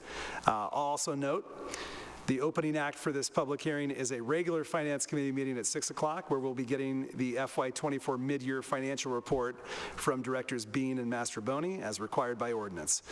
So all this then culminates in our shared FY25 budget priorities meeting on Tuesday, March 26th at 7 p.m. in these very chambers. We'll start with a trip around the horseshoe, where we'll all have a couple minutes to be our most persuasive, to rally colleagues to support a favorite individual budget priority or two. Then we'll all fill out the Google Form survey to express support for up to 10 items before taking a 15 to 20-minute recess for tabulation. We'll then return and take up resolutions expressing this council's support for addressing these areas in the FY25 budget in descending order, beginning with the item or items receiving the most support on the survey. Once we've hit 5 resolutions, before introducing the next item or tranche of items, I'll begin moving to adjourn, and this council can democratically decide if you've had enough and want to go home by voting on adjournment. Once we do adjourn, that'll be that. I'll be reaching out to each of you ahead of the meeting on the 26th to make sure you understand the process and to answer any questions you have about it. And no, as always, we will not be discussing any matters actually before this body. These will be purely procedural discussions and therefore not a violation of open meeting law. Relatedly, I will move to waive the readings of items 4.3, 4.9, 4.10, 7.1 to 7.11, 10.9, 10.10, 10.18, and 10.21 to 10.23 from tonight's agenda and ask these be sent to Finance. Thanks. Thank you very much. Those items are referred to the Committee on Finance, and the item before us is approved. Placed on file. Placed on file. And that will return us to the regular order of business and item 4.2, a resolution by Councilors Ewan Campen and Wilson that the administration provide a written update to this council on the status of American Rescue Plan Act spending to date. Thank you. So I'd like this to go to the Finance Committee. The idea here is, as my colleagues know, the ARPA money basically has to be encumbered, effectively spent by the end of the year. We know there is a publicly shared plan, and we'd like an update on what of that money has actually been spent, as that may inform some of our discussions around budget priorities. That item is referred to Finance. Item 4.4 is an order by Councilors Wilson and Scott that the Director of Water and Sewer and the Director of Procurement and Contracting Services update this council on the bidding process for IFB 2439, repairs to water main gate valves and appurtenance, and IFB 2429, water distribution system maintenance and repairs, and ensure documentation is updated on the city's website for these bids and the previous versions of these bids when they were previously awarded in 2021. Councilor Wilson. Mr. President, we all remember the attention paid to our spending on contracts for system maintenance and gate valve repairs for water and sewer when we took up the FY24 water and sewer rates last June. As someone who said we don't want to find ourselves back in that situation again this year, I just want to get out in front of this now. Given that we're in the process of awarding the next contracts for this work, it makes sense to get that update now. I understand this is a public utility and that Councilor Klingon might wish this to go to Public Utilities and Public Works, but I would ask it be sent to Finance, where Councilor Klingon and Councilor Scott, who's a co-sponsor, and I could be part of this discussion. Very well. Is Councilor Scott's hand up? Okay, that item is referred to Finance. Item 4.5 is an order by Councilors Wilson and Scott that the Director of Engineering update this council on any plans to refresh worn and missing pedestrian crosswalk pavement markings on South Street between Medford Street and Windsor Street. Councilor Wilson. Mr. President, this is a pretty straightforward one. It comes from a meeting with a constituent in Ward 2. I've seen the situation firsthand, and I agree we're in need of a refresh of the paint for those crosswalks. All the construction vehicles in that area have really worn down the existing crosswalk paint to where it's almost completely gone in some areas. And with the influx of people now working at 101 South Street and the second building next door rapidly approaching completion, I think it makes a lot of sense to make the area safer for pedestrians. So I'd like to request this go to Traffic and Parking. That item is referred to the Committee on Traffic and Parking. Item 4.8 is an order by Councilors Said, Burnley, and Wilson that the Director of Infrastructure and Asset Management and the Director of the Office of Sustainability and Environment update this council on plans to decarbonize current school buildings and any future school buildings. I'd like to sign on as a co-sponsor. Councilor Said.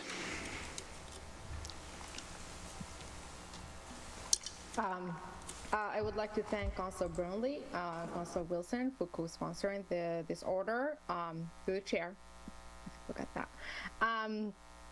I would like this item to be referred to school building facilities and maintenance, as we're thinking about, as we're in the early phases of, figuring out building, how many schools we're building, and we're looking at the schools that need retrofitting. I would like us to start the conversation, having the conversation about the multiple state and federal funding incentives sources available to support decarbonized new construction and retrofitting of existing school buildings. During the meeting on March 25th, it will be on Zoom. I intend to sponsor a speaker to speak about the strong financial as well as the health and climate reasons to build green and to retrofit, upgrade existing school buildings. Excellent. That item is, Councilor Strezzo would like to sign on. That item is referred to the Committee on School Buildings. The next item is item 6A, a report of the Committee on Finance, meeting on March 12th, 2024. Councilor Wilson. Thanks, Mr. President. Finance Committee met on Tuesday night with all 5 members present. We worked through a 4-item agenda in a tight half hour. Vast majority of the 30 minutes were spent on the bonding item for our lead line service replacement program. Director Raish of IAM gave a brief but informative presentation, and committee members complimented the program and asked questions about everything from the timeline for finishing this work to the current contract to the bidding process for awarding the next contract. We did unanimously recommend that you approve that. We also unanimously recommend that you approve tonight roughly $14,000 in a state grant for firefighter safety equipment. Councilor Strezzo's order transferring $1,000 in this council's budget from our legal services account to our office supplies account to create space for kids here in this chamber. Given the groundbreaking nature of this council doing a transfer of our own budget, the committee indicated an interest in explanations of both the legal and procedural natures that went into that, so that we all fully understand when and how we can do those things in the future.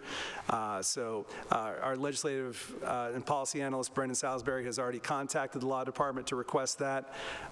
So we'll be keeping an eye out for that. I want to thank Councilor Strezzo and Mr. Salisbury, not just for a good, worthy request here, but also just bringing to light our ability to do this. So Clerk Wazowski wrote up customarily great minutes, so read those if you haven't already. And with that, I ask that you accept this committee report as submitted. I think we need a roll call on the committee report to put that item before us. That is correct. On the report of the Finance Committee meeting of March 12th, 2024, Councilor McLaughlin. Yes. Councilor Davis. Yes. Councilor Wilson. Yes. Councilor Said. Yes. Councilor Scott. Yes. Councilor Mba. Councilor Burnley. Aye. Councilor Klingon. Yes. Councilor Strezzo. Yes. Councilor Pineda-Neufeld. Yes. Councilor Ewan-Campen. Yes. With 10 councilors in favor, none opposed, and 1 absent, that committee report is approved. And that puts item 24-0201 before the council, which is a bond of $2,240,740 for Drinking Water State Revolving Fund for the lead service replacement program. And on that item, Councilor McLaughlin. Yes. Councilor Davis. Yes. Councilor Wilson. Yes. Councilor Said. Yes. Councilor Scott. Yes. Councilor Mba. Councilor Burnley. Aye. Councilor Klingon. Yes. Councilor Strezzo. Yes. Councilor Pineda-Neufeld. Yes. Councilor Ewan-Campen. Yes. With 10 councilors in favor, none opposed, and 1 absent, that item is approved. Excellent. And the next item is item 6B, a report of the Committee on Housing and Community Development, meeting on February 28th, 2024. Councilor Strezzo. Thank you, Mr. President. We met Wednesday, February 28th. We had quite a hearty conversation about, well, stay tuned. Let me give you some updates on housing insecurity here in Somerville. We had Director Schachter show up from the Office of Housing Stability, and she mentioned, well, as you may already know, the municipal voucher program has just begun, which is really exciting, and which makes housing accessible for those that don't qualify for programs in housing. And with the numbers of requests that the Office of Housing Stability is now seeing, there were 1,519 requests for services in 2023. That's about a 10% increase over last year, or the year before. The city received $4.3 million in flexible rental assistance through ARPA to last until December of 2024, and $3.8 million of those funds have already been spent in contracts with Somerville Homeless Coalition and CAS. However, $3 million has been set aside from free cash to extend funding. Somerville has 214 eviction cases in 2023, 51 which were executed. Director Schachter noted that this number was lower in Somerville than other surrounding communities. For example, we had 123 executions in Cambridge and 158 in Malden. So I think that's a testimony of just how effective and fantastic we do things here in Somerville. We also talked about the warming center and also the plans of the Arts in the Armory building. We had two representatives of the Arts in the Armory step forward, Stephanie Sherp and Jess White, the co-directors. They spoke about their experiences and growing pains of the implementation of the warming center happening fast, and a lot of questions and concerns that came up quickly, and trying to plug in as many fixes as possible. They expressed how they felt that there wasn't a clear communication between the administration and the Arts in the Armory building and directors when issues come up, and they come up fast. For instance, there was a conversation about bed bugs, and also security, when that takes over, when does that not, what do we, so a lot of great conversations that were had. And with that, I ask that this committee report be presented and approved. Excellent. That committee report is laid on the table for approval. The next item will be item 6C, a report of the Committee on Legislative Matters, meeting on February 27th, 2024. Councilor Davis. Thank you, Mr. President. The committee did meet. All members were present. We talked about two items, one of which was actually sort of a whole bunch of items. And I want to talk about these both briefly because I think they both merit some explanation at least, but I'll try not to ramble on for too long. The first was the discussion of the 2023 surveillance technology annual reports. These are the, as it very clearly indicates, the annual accounting of use of surveillance technology that has previously been approved under our surveillance technology ordinance that was put in place a few years back. As just to remind folks, that ordinance requires an impact report when a new surveillance technology is proposed to be used. That impact report must be approved by the City Council before that technology can be used. And we worked with the administration very collaboratively to put a bunch of those in place. Then there's an initial annual report and then subsequent annual reports that just say, here's what we did. There's a series of questions that the ordinance actually lays out. They are not subject to City Council approval. It's just simply a transparency tool to so folks know what's out there and how these different technologies are being used. So as has been the newly established sort of practice as of, I guess last year, maybe the year before were the first, the administration submitted these and have been very willing to have a conversation about them and hear feedback, accept feedback. Again, it's not subject to a City Council approval, but in the sort of our collective interest in making this transparency tool as good as it can be, we've engaged in these conversations, and so there were a few questions that came up, a request for some clarification, maybe a little bit more information. Some of the prescribed questions are sort of like 3 or 4 part questions in the same sense. It's a little, so through no knock on anyone who put the time and effort into submitting these initially. Again, we really appreciate appreciate the effort that it does take, and I know that people have, the folks who are putting the time into submitting these have a lot of other important things to do, but this is important also, and so I again express my gratitude to everyone who put the time into that. So we kept this in committee because there were, as I said, there were a few questions. I think in the past what we've done is when the administration has made revisions based on those conversations, they've submitted new versions of the annual report. So I think that's what we'll anticipate, but nonetheless, we kept these in committee so that we could sort of continue those conversations if that's the right thing to do prior to having a full new version, which may be, the route we ultimately take. The other thing I wanted to note is, and I think this is the first with our new ordinance. Actually, there's two other things I want to note on this.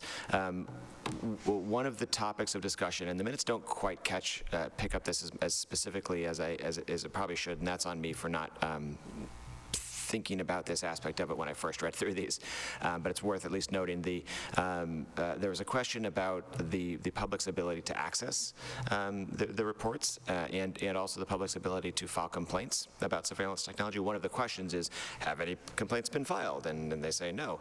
And Councilor Burnley pointed out that if it's really hard to figure out how to file a complaint, you might not have them. And this is actually a conversation that came up last year when we discussed these reports. So, President Ewan-Camp and Councilor Ewan-Camp in his role on the committee noted that he's been in conversations about putting together a website working with the administration to put together a website to make all of this much easier.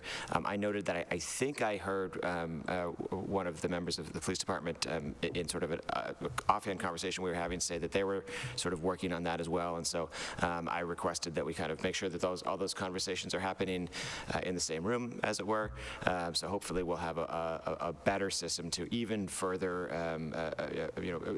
to further enhance this transparency ordinance that we have. So stay tuned for that. The other thing I wanted to mention was that, as I noted, the ordinance provides that these annual reports are not subject to council approval or anything, but there is, so rather they are for, as I said, they're for transparency, they're informing the council of, all right, we've approved this technology, how is it being used, and to make sure there's an annual cadence for that conversation. But rather than having them be approved, there's a specific reference in the ordinance that says, if the council determines that that for various reasons that the use of a surveillance technology may no longer sort of fit the requirements, fit what we think is appropriate, the council may separately decide to take up an ordinance to prohibit it, much like we have with other types of technology, such as the facial recognition technology, which of course happened, I think, sort of in parallel or prior to this particular ordinance, but that would be one example of a separate ordinance. So folks with a sharp eye will see on on tonight's agenda that Councilor Burnley did submit an item specific to the shot spotter technology. I think not specifically, I'll let you get to that at the time, or you could talk about it now, because it certainly it's relevant to I think it's, well, I'll leave it to the President whether it's in order or not, but I allowed some of the conversation in committee because I think it's as we learn how to use this ordinance, I think it's appropriate to have a little leeway in terms of the specific item that's before us, and so I point that out, A, for just folks' explanation and understanding, and B, just because I think it's cool that we're seeing the ordinance work the way it was supposed to. Whatever we end up determining to do with this particular technology, that's just I like it when things work the way they're designed, so it's worth noting. So again, thank you to the administration for and everyone involved for your ongoing collaboration with that. We're going to come back to this conversation at probably our next meeting, although we're going to talk about after this meeting, I'm going to huddle with Evan and figure out the exact timing. But at some point soon, we'll come back to these conversations, hear the responses, and go from there.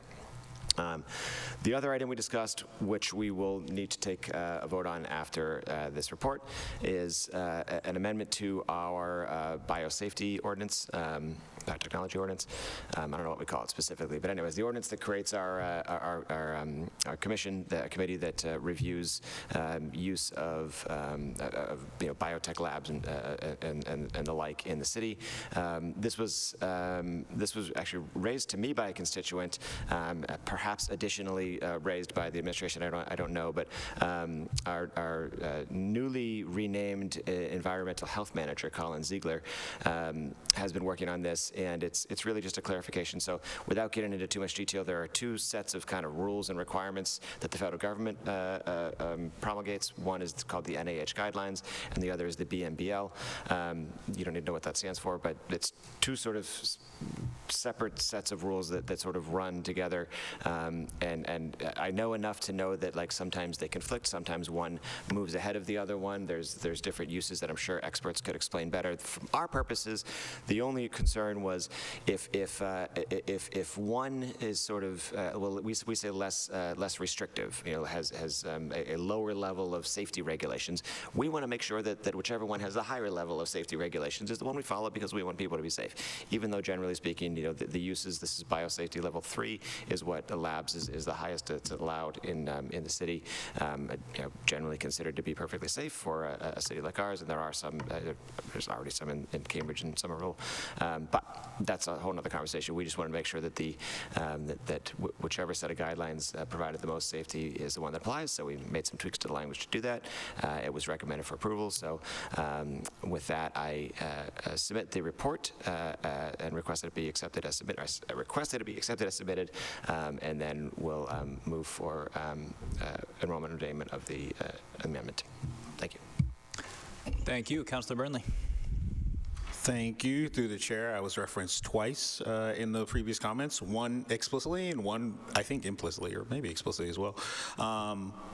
I'm going to leave my comments around ShotSpotter for the separate discussion, just because I think that it is a particular technology, and it is obviously relevant to the ordinance, but the issues I have with the technology are not necessarily the issues I have with the ordinance.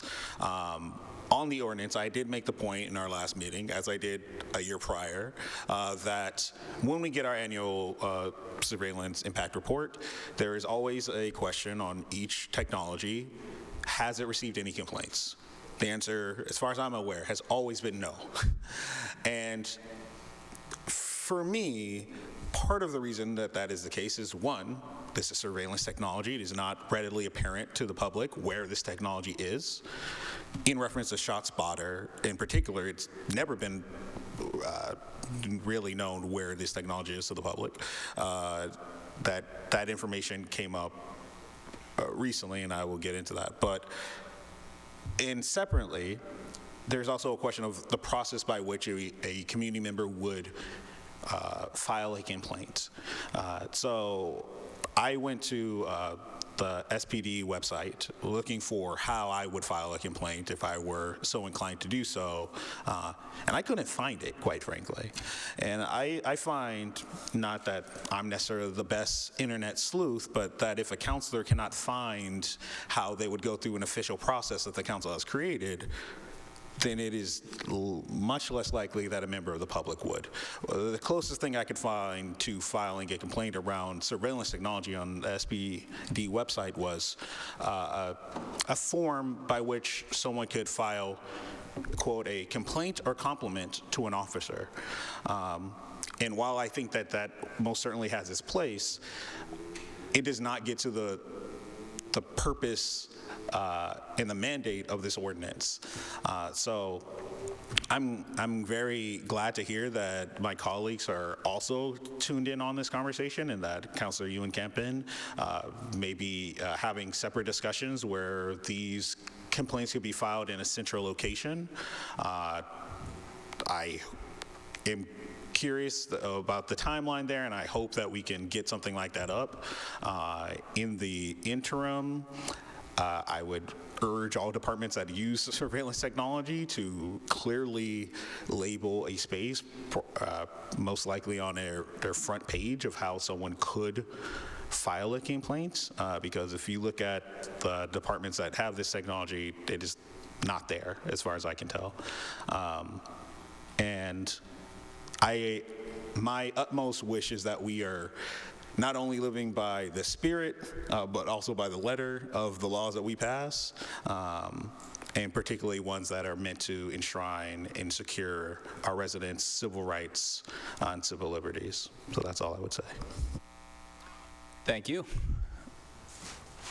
Okay, on the committee report? On the report of the Legislative Matters Committee meeting on February 27th, 2024. Councilor McLaughlin. Yes. Councilor Davis. Yes. Councilor Wilson. Yes. Councilor Said. Yes. Councilor Scott. Yes. Councilor Mba. Councilor Burnley. Aye. Councilor Klingon. Yes. Yes. Councilor Strezzo. Yes. Oh, I missed Councilor no. Klingon. Yes, McLaughlin, Klingon. I answered Yes. Klingon. Councilor Pineda-Newfeld. Yes. Councilor Ewan-Campen. Yes. With 10 councilors in favor, none opposed, and 1 absent, that committee report is approved. 2 more. And that puts item 24-0144 before the council for enrollment and ordainment. So first, on enrollment of an amendment to section 6-59 of the Code of Ordinances to change the definition of guidelines. On enrollment, Councilor McLaughlin. Yes. Councilor Davis. Yes. Councilor Wilson. Yes. Councilor Said. Yes. Councilor Scott. Yes. Councilor Mba. Councilor Burnley. Aye. Councilor Klingon. Yes. Councilor Strezzo. Yes. Councilor Pineda-Newfeld. Yes. Councilor Ewan-Campen. Yes. With 10 councilors in favor, none opposed, and 1 absent, that item is enrolled. And on ordainment, Councilor McLaughlin. Yes. Councilor Davis. Yes. Councilor Wilson. Yes. Councilor Said. Yes. Councilor Scott. Yes. Councilor Scott. Yes. Yep, got it. Councilor Mba. Councilor Burnley. Aye. Councilor Klingon. Yes. Councilor Strezzo. Yes. Councilor Pineda-Newfeld. Yes. Councilor Ewan-Campen. Yes. With 10 councilors in favor, none opposed, and 1 absent, that item is ordained.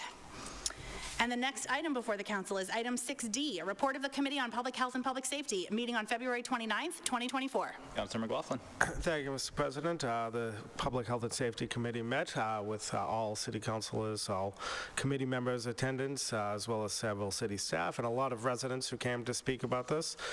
So as I've mentioned before, I'm using the Public Health and Safety Committee as a pulpit to address homelessness in the community, amongst other issues, but I do plan on holding multiple a meeting a month to have status updates on homelessness in the community. This meeting in particular was pretty positive. We talked about a lot of resources the city's providing to address homelessness in the community, and we focused a lot about the encampment under I-93 in East Somerville by the Stop and Shop. We were informed that Mass DOT will be moving people from that site on April 17th to deal with a lot of much-needed construction that's been going on along the highway. So people are going to get displaced, and my concern that I stated in this committee meeting is, what is our plan for addressing this? What resources are we going to provide, and are people aware of this? Trying to prepare for this inevitable move.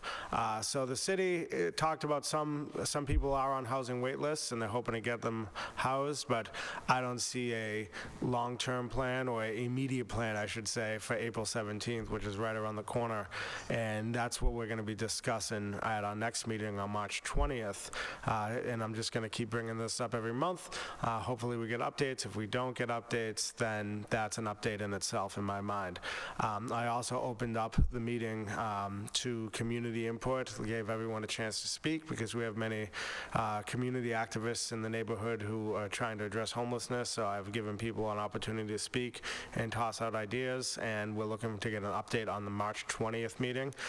And that's all I have for today. The only thing I'll add is March 20th will be our next Public Health and Safety meeting. The next meeting will be on April 17th, which is the day that people are being expected to move. So I'm hoping on April 17th we have positive news.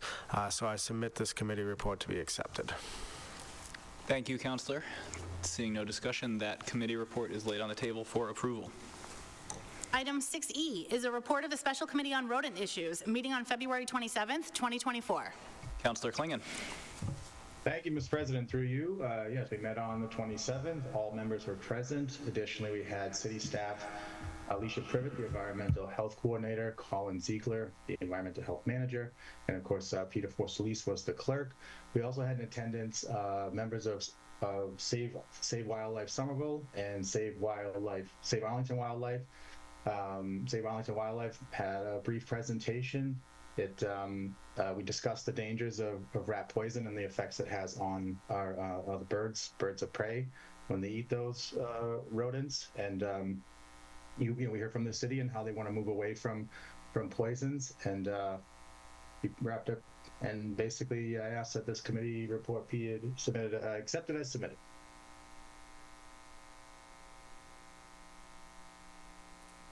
Item 6F is a report of the Committee on Traffic and Parking, meeting on February 26th, 2024. Councillor Said.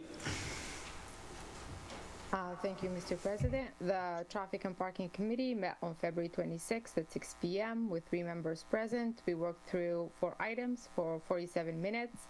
All items were marked as completed.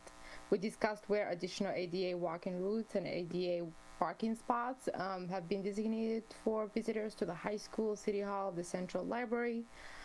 Director Rawson provided an overview of the existing inventory of ADA parking. There are 15 ADA designated parking spaces, 7 of which are directly proximate to the front entrance of City Hall, 3 designated curbside spaces behind City Hall, and 5 spaces closer to the library.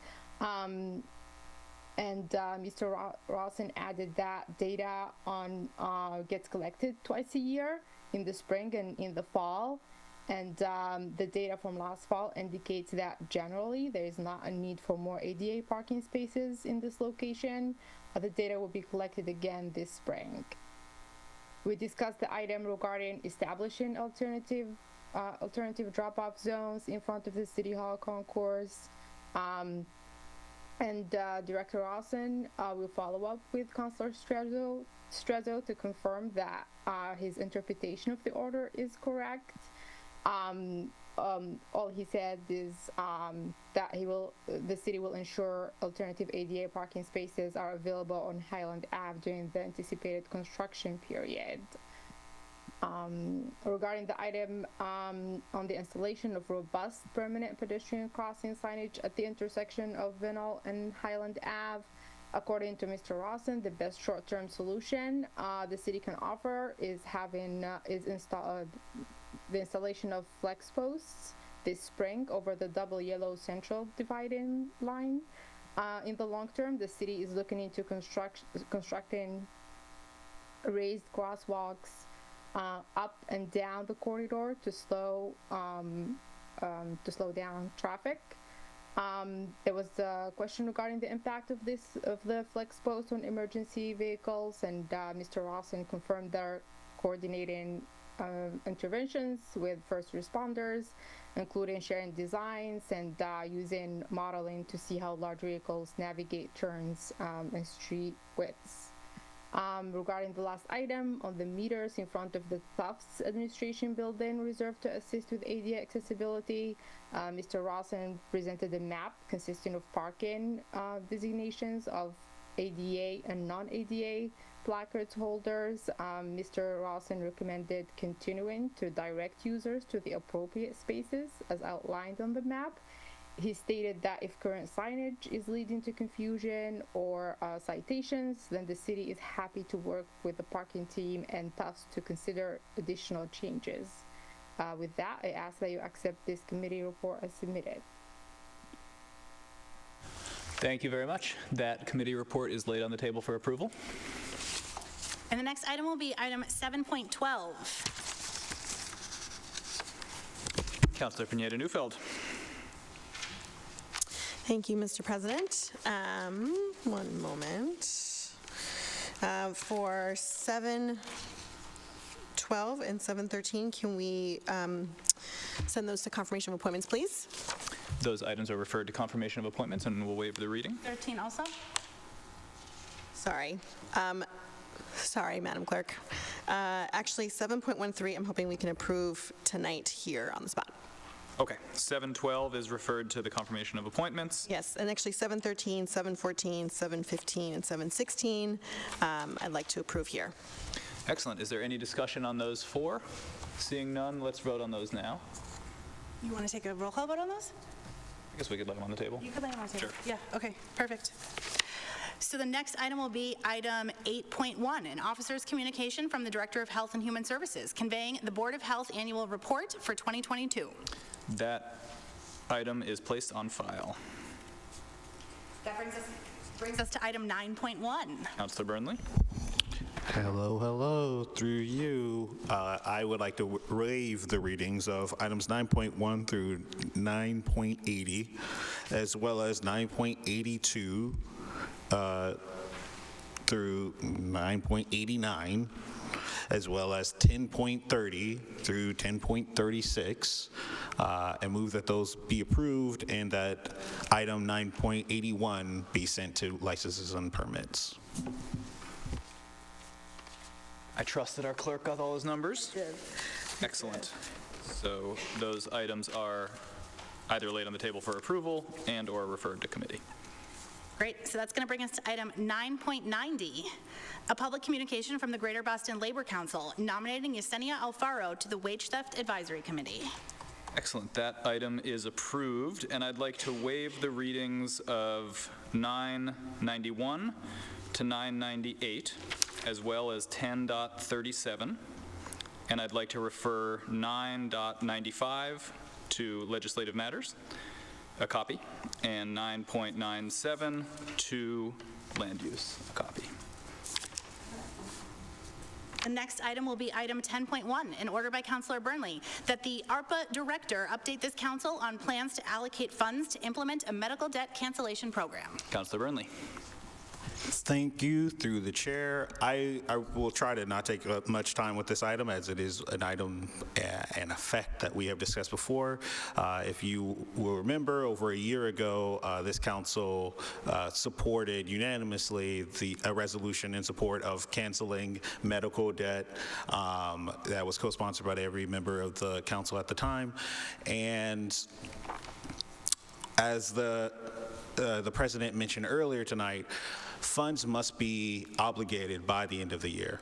I believe that we have an incredible, perhaps once-in-a-generation opportunity to alleviate the suffering, the stress, and the financial woes of thousands of Somerville residents who are suffering under the weight of medical debt, and for a pittance in terms of city funds, just over $200,000 of city funds. If you look at our agenda tonight, there are two items that account for about $4.6 million, which is about 18 times what it would cost to alleviate the suffering of thousands of residents. I think that our city can do this, and I think our city can do much more, but it will take us working together and putting our money where our values are to do so. So I'm hoping that our ARPA specialists can speak to this council in committee, finance, with a plan to actually put some of our remaining funds, perhaps funds that are underspent from other projects, toward this program. So with that, I'd love for this to go to finance. Item 10.2 is an order by Councilor Burnley that the Director of the Office of Sustainability and Environment update this council on the design, cost, and implementation timeline for the city's composting program. Thank you. This will also be relatively brief. I believe in our last budget cycle, we heard an update from the Director of the Office of Sustainability and Environment that the city was working with a consultant who was designing a program for a pilot composting service.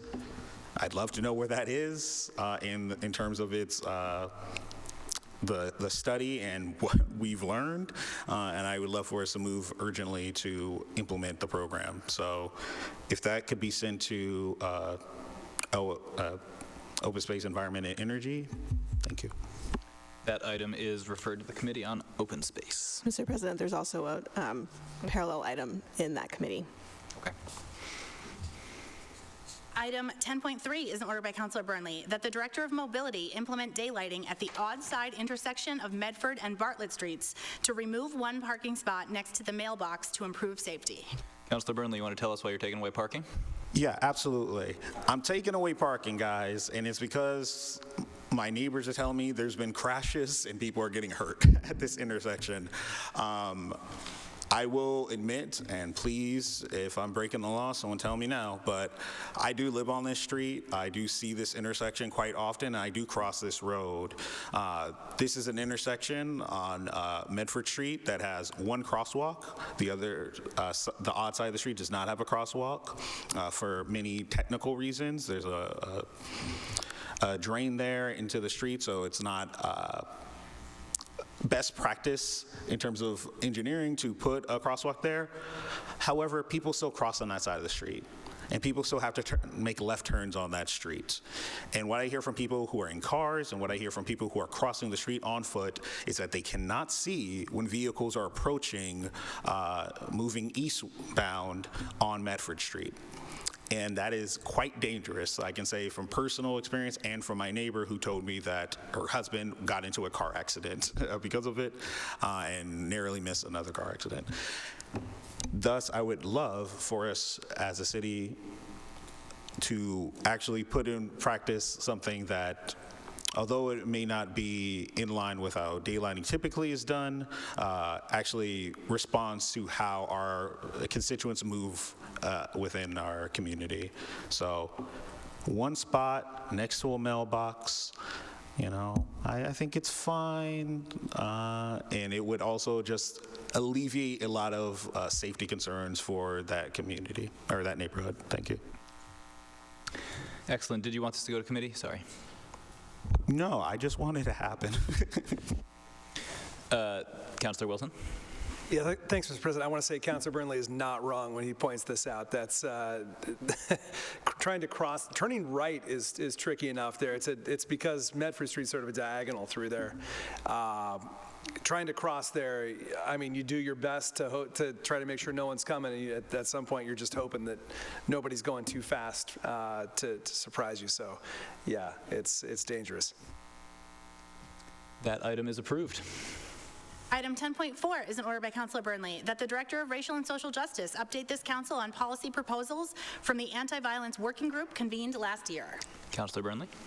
Thank you, and I am, through you, more than happy for a designee of the department to speak before the council. The Anti-Violence Working Group was convened last year and was put together with stakeholders, community members, and experts from a nonprofit to ensure that we could bring forward policy proposals that represent the concerns of community members and that can enhance safety for our residents.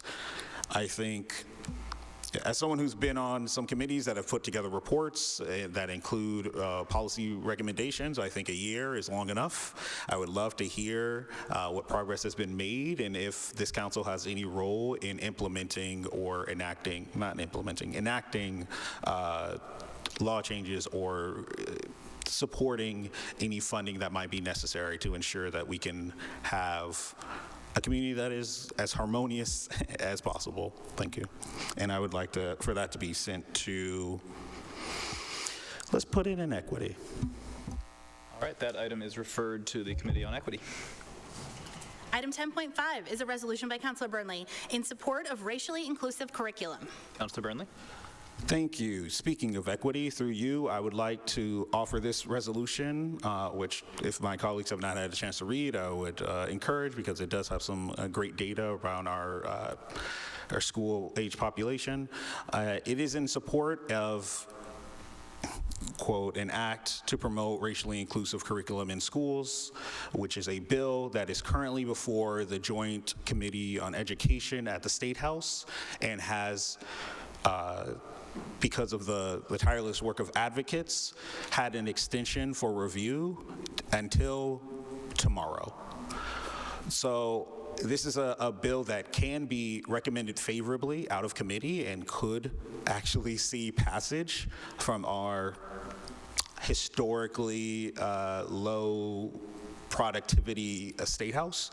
And I would love for this to actually pass. We're in the midst of what I can consider a national crisis where the far right in this country is attacking anything labeled in favor of diversity, equity, or inclusion. They're attacking race-conscious policies of all sort after the Supreme Court last year decimated affirmative action. And this has real impacts on our community members. A Stanford study from 2021 showed that, in their case, ethnic studies, was associated with higher high school attendance, graduation, and in college enrollment for students who were able to take these classes. And for a community that has a population of school-age children that are predominantly in our public schools people of color, I think that this is something that we should not only implement locally, but support at the state level so that every child has the right of self-knowledge, self-respect, and self-love in our community. So I would love for this to be passed tonight, and also for a copy to be sent to the Joint Committee on Education, and I'm happy to send the specific emails for those chairs to the clerk if that would be helpful. Thank you. Thank you very much. That item is approved. Item 10.7 is a resolution by Councilor Burnley that the administration update this council about the length of the ShotSpotter contract and discontinue its use by all relevant departments. Councilor Burnley. Thank you. Once again, through you, my colleagues may have noticed that we have received an uptick in concerns and complaints about a particular technology that we have been employing for a number of years, known as ShotSpotter, which has come under national scrutiny over the last several years. Most recently, last month, it was ended. The contract for it was effectively chosen not to be renewed by the city of Chicago. It has been discontinued in Fall River, Massachusetts, in cities in Ohio, in San Diego, in cities on every major region of this country. And that is because it is a technology that, upon independent review, has been deemed highly inaccurate, potentially dangerous, as it is often set off by backfiring cars or fireworks. And I mention the fireworks especially because in Chicago, there was a young man, 13 years old, who was playing with fireworks, who the system was alerted by, which caused police to arrive on the scene, guns drawn, and shoot this child, and he died. This is not something that I want us to have even the possibility of happening locally, especially when we know that there are other technologies, such as the technology that we use in the high school, which is a totally different system, that can provide safety for our residents without having the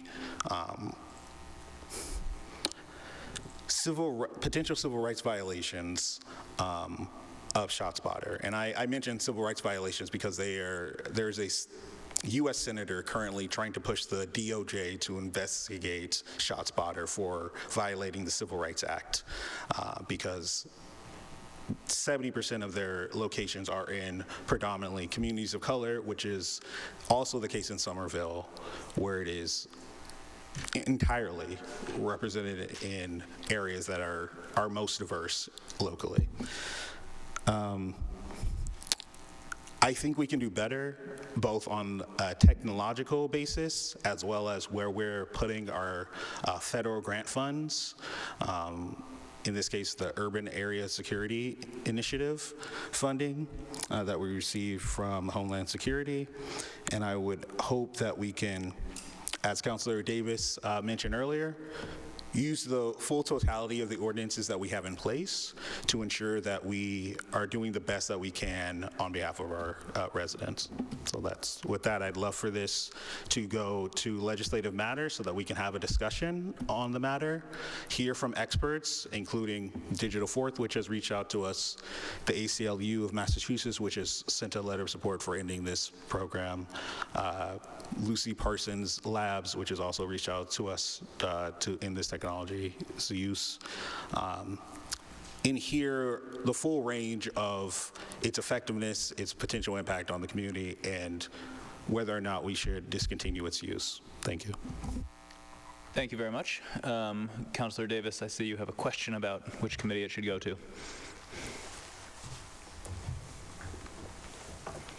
You clearly read my mind, Mr. President, because I said no such thing, but that's exactly what I was thinking.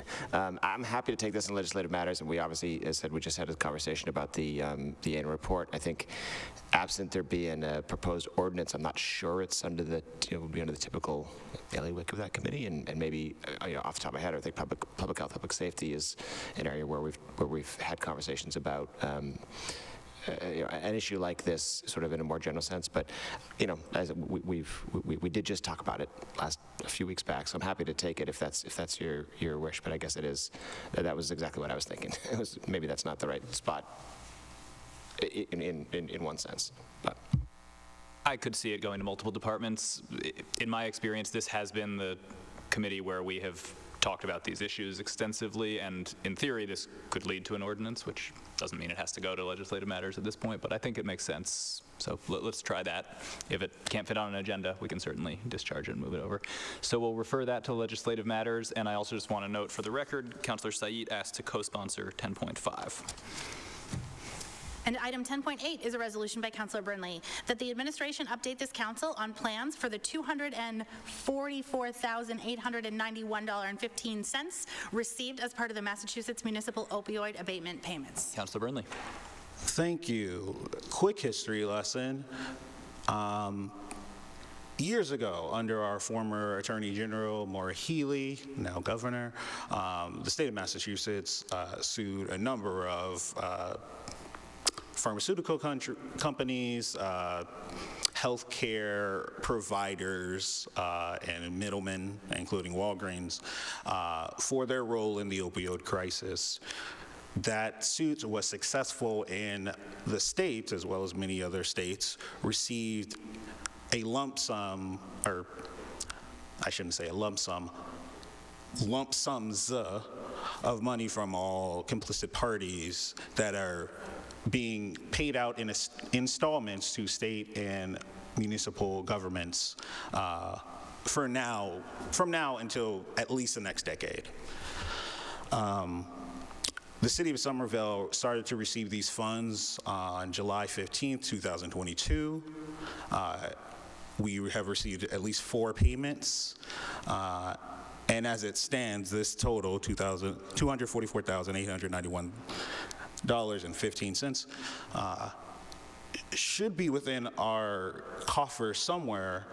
But as the Boston Globe reported a month ago, less than 5% of these funds that are meant to alleviate the opioid crisis and help end overdoses locally, less than 5% of those funds have actually been used by municipalities. Last year, this council, exactly 13 months ago today, on February 14th, approved the creation of a stabilization fund to, from my viewpoint, to house these funds. As far as I'm aware, not only have we not expended any of these funds to deal with this issue, we have not even moved those funds into the correct stabilization fund, which I believe also requires a vote. When I say I believe, but I've read the documents, legally speaking, to know that that is the case. As a community that has struggled with this issue for decades and generations, I believe, one, we should have a plan in place, of course. I'm not asking for the administration to rush forward and just start spending money like it's going to last forever. However, we should be very clear about what our plan is, that we put our funds in the correct place, and that we use them to the utmost effect in a time in which overdoses continue to rise across this Commonwealth. So I would love to hear from the administration, whoever is the best position to speak to this, what our plan is for this money, and how quickly we can deploy it in this fight to save our residents' lives. Thanks. And this I would be very grateful to. I'm actually, it is money, but I actually do kind of want it to go to public health and safety, given the nature of it. On that, Councilor McLaughlin. Yeah, thank you, Mr. President. Yeah, this is an item that we discussed in relation to our homelessness conversation at the last meeting. So residents in that committee meeting actually asked about this money, so I'd love to take it up in public health and safety. All right, we'll refer this to public health and safety. Item 10.11 is a communication by Councilor Wilson conveying an invitation to watch the 2023-24 middle grades intramural futsal boys and girls championship games on Saturday, March 16th at the East Somerville Community School gym. Councilor Wilson. Mr. President, the middle grades intramural futsal program is one of the best youth athletics traditions in our city. Every winter, the East Somerville gym is a lively scene on Saturday mornings as 6th, 7th, and 8th grade players at the 6 Somerville K-8 schools play each other in futsal or football sala, indoor soccer. The games are exciting. The skill level on display from the players is really impressive. The coaching, a little less so. No, I've coached the Healy boys team this winter and last winter, and I'm helping coach the Healy girls this winter. So you can come watch me pacing the sidelines on Saturday, trying to figure out a way to dethrone the juggernaut reigning title holders at West Somerville. If you're familiar with Miracle on Ice, this is basically our attempt to do that on hardwood. So come cheer on the scrappy underdog Healy girls and stick around for the boys final, where everyone's sentimental favorites, Winter Hill, are trying to knock off the defending champs from Argenziano. Hope to see people there. Thanks. Thank you. That item is placed on file for approval. Item 10.12 is an order by Councilor McLaughlin that the Director of Inspectional Services inspect 112 Broadway, 176 to 182 Broadway, and 24 to 28 Broadway for violations and report the findings to the Ward 1 City Councilor. Councilor McLaughlin. Mr. President, let's get this meeting started. A lot of these items here are repeat items from the last meeting, and I plan on reintroducing these items over and over again until I get any sort of response from the city. Some of them are new, so I'd like to just go over it again, and I'm sorry for wasting anyone's time, but I feel like my time has been greatly wasted as well for possibly many years. So I've talked to everyone in this room about the history of vacant properties in my neighborhood. People have died in them, so this isn't some pet cause. This is life and death situations. This is a blight on the neighborhood. This is rodents. This is lack of development. This is lack of accountability for developers. A lot of issues all coming together on in one department, which is inspectional services. And until very recently, I had a very cordial relationship with the Director of Inspectional Services, who always returned my phone calls, always called me counselor, even though I told him you don't have to do that. Apparently it was a sign of respect, but now I don't know. Always called me back until the day I asked for evidence that the things we talked about were actually happening. I asked for evidence of any fines and violations. I would pick up the phone, call him, say, hey, I have a problem with these properties. Can you send someone down? Sure thing, counselor. And that we'd leave it at that because there was a level of trust that this would get addressed. And the moment I asked for that information, I'm suddenly being ghosted. I can't get a response. I've placed several orders asking for this information, which should be at people's fingertips. If I was the owner of these properties and I wanted the ISD to tell me how many fines I had, I'm sure they would accommodate me so that I could pay those fines. So how come they can't tell me this publicly available information? This isn't just something from me. Any citizen in the city should be able to obtain this information. So the fact that it's taken months for them to do this tells me that this has just never happened ever. So now the director's not calling me back, and I'm being told to talk to a liaison from the city, from the mayor's office to address these issues. And that's just really frustrating for me to hear, because all due respect to the liaisons in the mayor's office, I've always called the director directly. They have the information. I've been around too long. I know too much to get middlemanned. And this isn't an account for any individuals, because anyone in these positions are going to middleman me. But I'm not accepting being middlemaned. And if this is going to be the way it is, that I have to wait months and get people intervening saying, I'm going to help you with this information, you don't need to talk to the director, and then not have any answers at all, I'm going to take it to the public forum. It's the only method I have to actually address any of this. What is really bothersome about this is no response at all from the city. We're going to get you this information. It's not available yet. We're working on it. I go down the street. I see the Taco Loco site right around the corner from my house. It's a wasteland, rubble everywhere, trash everywhere. I take some pictures, post it on Facebook, social media. The city, that was the only thing they responded to me about. I got a lengthy email explaining why there are no violations at this site, which to me is a sign of progress, that it's like, hey, at least you responded to me, so I can turn to the residents and say, hey, the city doesn't think there's a problem with this property. And maybe I'm wrong. Maybe blight and dilapidated waste and banners flying everywhere are not against the law. But at least I can say I did my job, and when residents tell me that they're angry about this, I can at least say that I did something. So the only time they ever responded to me was not through a policy order, was not through me talking to them directly, which, by the way, when I call a department head or the city directly, I'm doing that as a courtesy out of deference to them, because I'd rather not do this publicly. I'd rather just address this and just get it done. But the Facebook post worked. So I guess that's the method I'm going to have to use, and I hate doing that. I'm sure several of you who know me will probably notice I don't post on social media like I used to, because it's morally draining, and I don't like airing dirty laundry, but that's the one time they actually responded to me.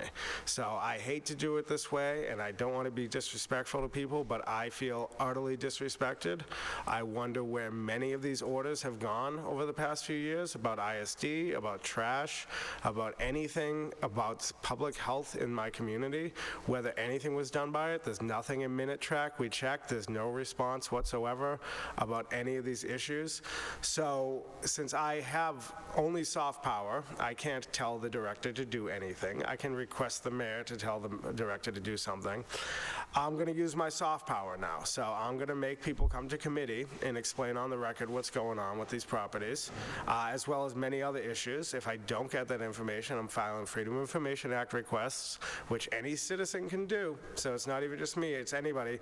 And I'm going to walk around the neighborhood as I do every day and find every violation I can find and post it online, because that seems to be the only way I can get people's attention. So I'm going to ask for all these items to be referred to committee, and I would like to speak on a few other ones very quickly. And I'm sorry for going on about this, but this has been going on for many years, and I'm just fed up. And I'm not submitting to the city's onerous, obstructive policies. I'm not getting middlemanned, and if I have to do it this way to get some attention, that's how I'm going to do it. So if I can, please refer this to the Public Health and Safety Committee. Very well. This item will be referred to the Committee on Public Health and Public Safety. Item 10.13 is an order by Councilor McLaughlin that the Director of Inspectional Services update the Ward 1 Councilor regarding any fines associated with 176 to 182 Broadway, formerly Patsy's Pastries, in the last 10 years. Councilor McLaughlin. I do waive 1013 to 15, and refer to Public Health and Safety. Those items are referred to Public Health and Public Safety. Item 10.16 is an order by Councilor McLaughlin that the Director of Inspectional Services appear before the Committee on Public Health and Public Safety to discuss implementation of the Vacant Properties Ordinance and provide the Ward 1 Councilor with a list of registered properties, the dates they were registered, and any fees and fines associated with the properties. Councilor Mr. McLaughlin. President, Councilor yes, Davis so- would like to sign on, as would I. Yeah.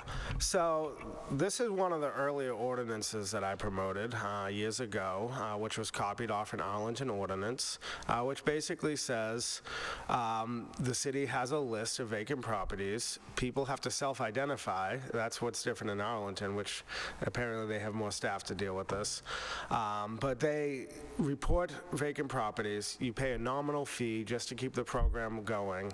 And if you don't report your vacant property, you can get fined every day for non-compliance with this ordinance. But all you have to do is file with the city and pay a small fee and update the city annually about what's going on with your vacant property. Arlington did this years ago, and property owners, such as the person who previously owned the Star Market site on Broadway, immediately jumped to work and started filling their properties and complied with this ordinance.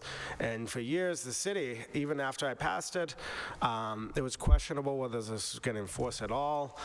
In a previous committee meeting during the ISD said they weren't enforcing this because of COVID-19, and they didn't want to enforce this policy on properties that are suffering already. After COVID-19, they said that, I forget what the rationale was, but basically it was the same thing. They don't want to impose onerous fines, even though all they have to do is apply to this. The last conversation I had, they said that they are enforcing this, but it's on a reported basis. So residents need to report their vacant properties to ISD in order for this to happen. So I picked up the phone, I called the director and said, here's 3 to 5 properties, please put that on. I now wonder if this list exists at all. And unfortunately, now I need to ask for physical evidence that you have actually complied with the ordinances that this council has approved unanimously and the mayor apparently signed.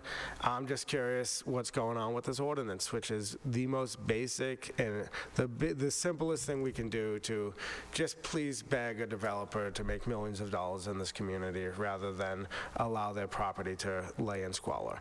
So I'd like this to go to public health and safety as well. Councilors Pineda-Neufeld and Strezzo. Okay. Excellent. Pineda-Neufeld would like to sign on. Councilor Strezzo on the item. Thank you. Quick question on procedure on this. We have begun to talk about this in housing and community development. And would it be possible, I know that the direction is to be sent to public and health and public safety, but could a copy also be sent to housing and community development? Okay, so an additional order would need to be submitted. Okay, thank you. Okay, Councilor Scott would like to sign on, and yes, just for anyone following, we cannot have the same item go to multiple committees. That's why. So that item is referred to Public Health and Public Safety.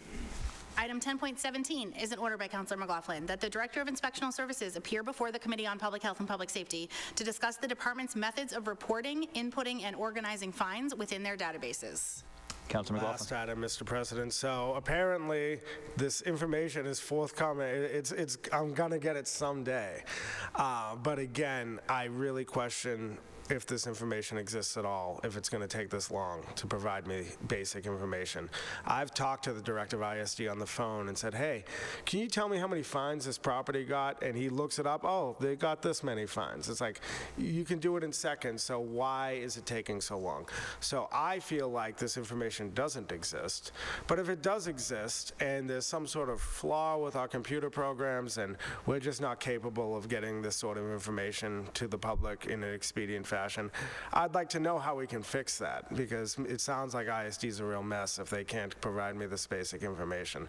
So I'd like to know how they actually file these fines and how they get it back to the community, and how do they even collect fines if it takes this much time to report fines. Public health and safety, please. That item is referred to Public Health and Public Safety. And let's waive the readings of 1019 and 1020 and refer those items to legislative matters. Great, so that brings us to item 1024. Mr. President, can we waive the readings of 1024 to 1029 or refer them to confirmation of appointments, please? Yes, those items are referred to confirmation of appointments. And that brings us to the end of the agenda, Mr. President. Are there any late items?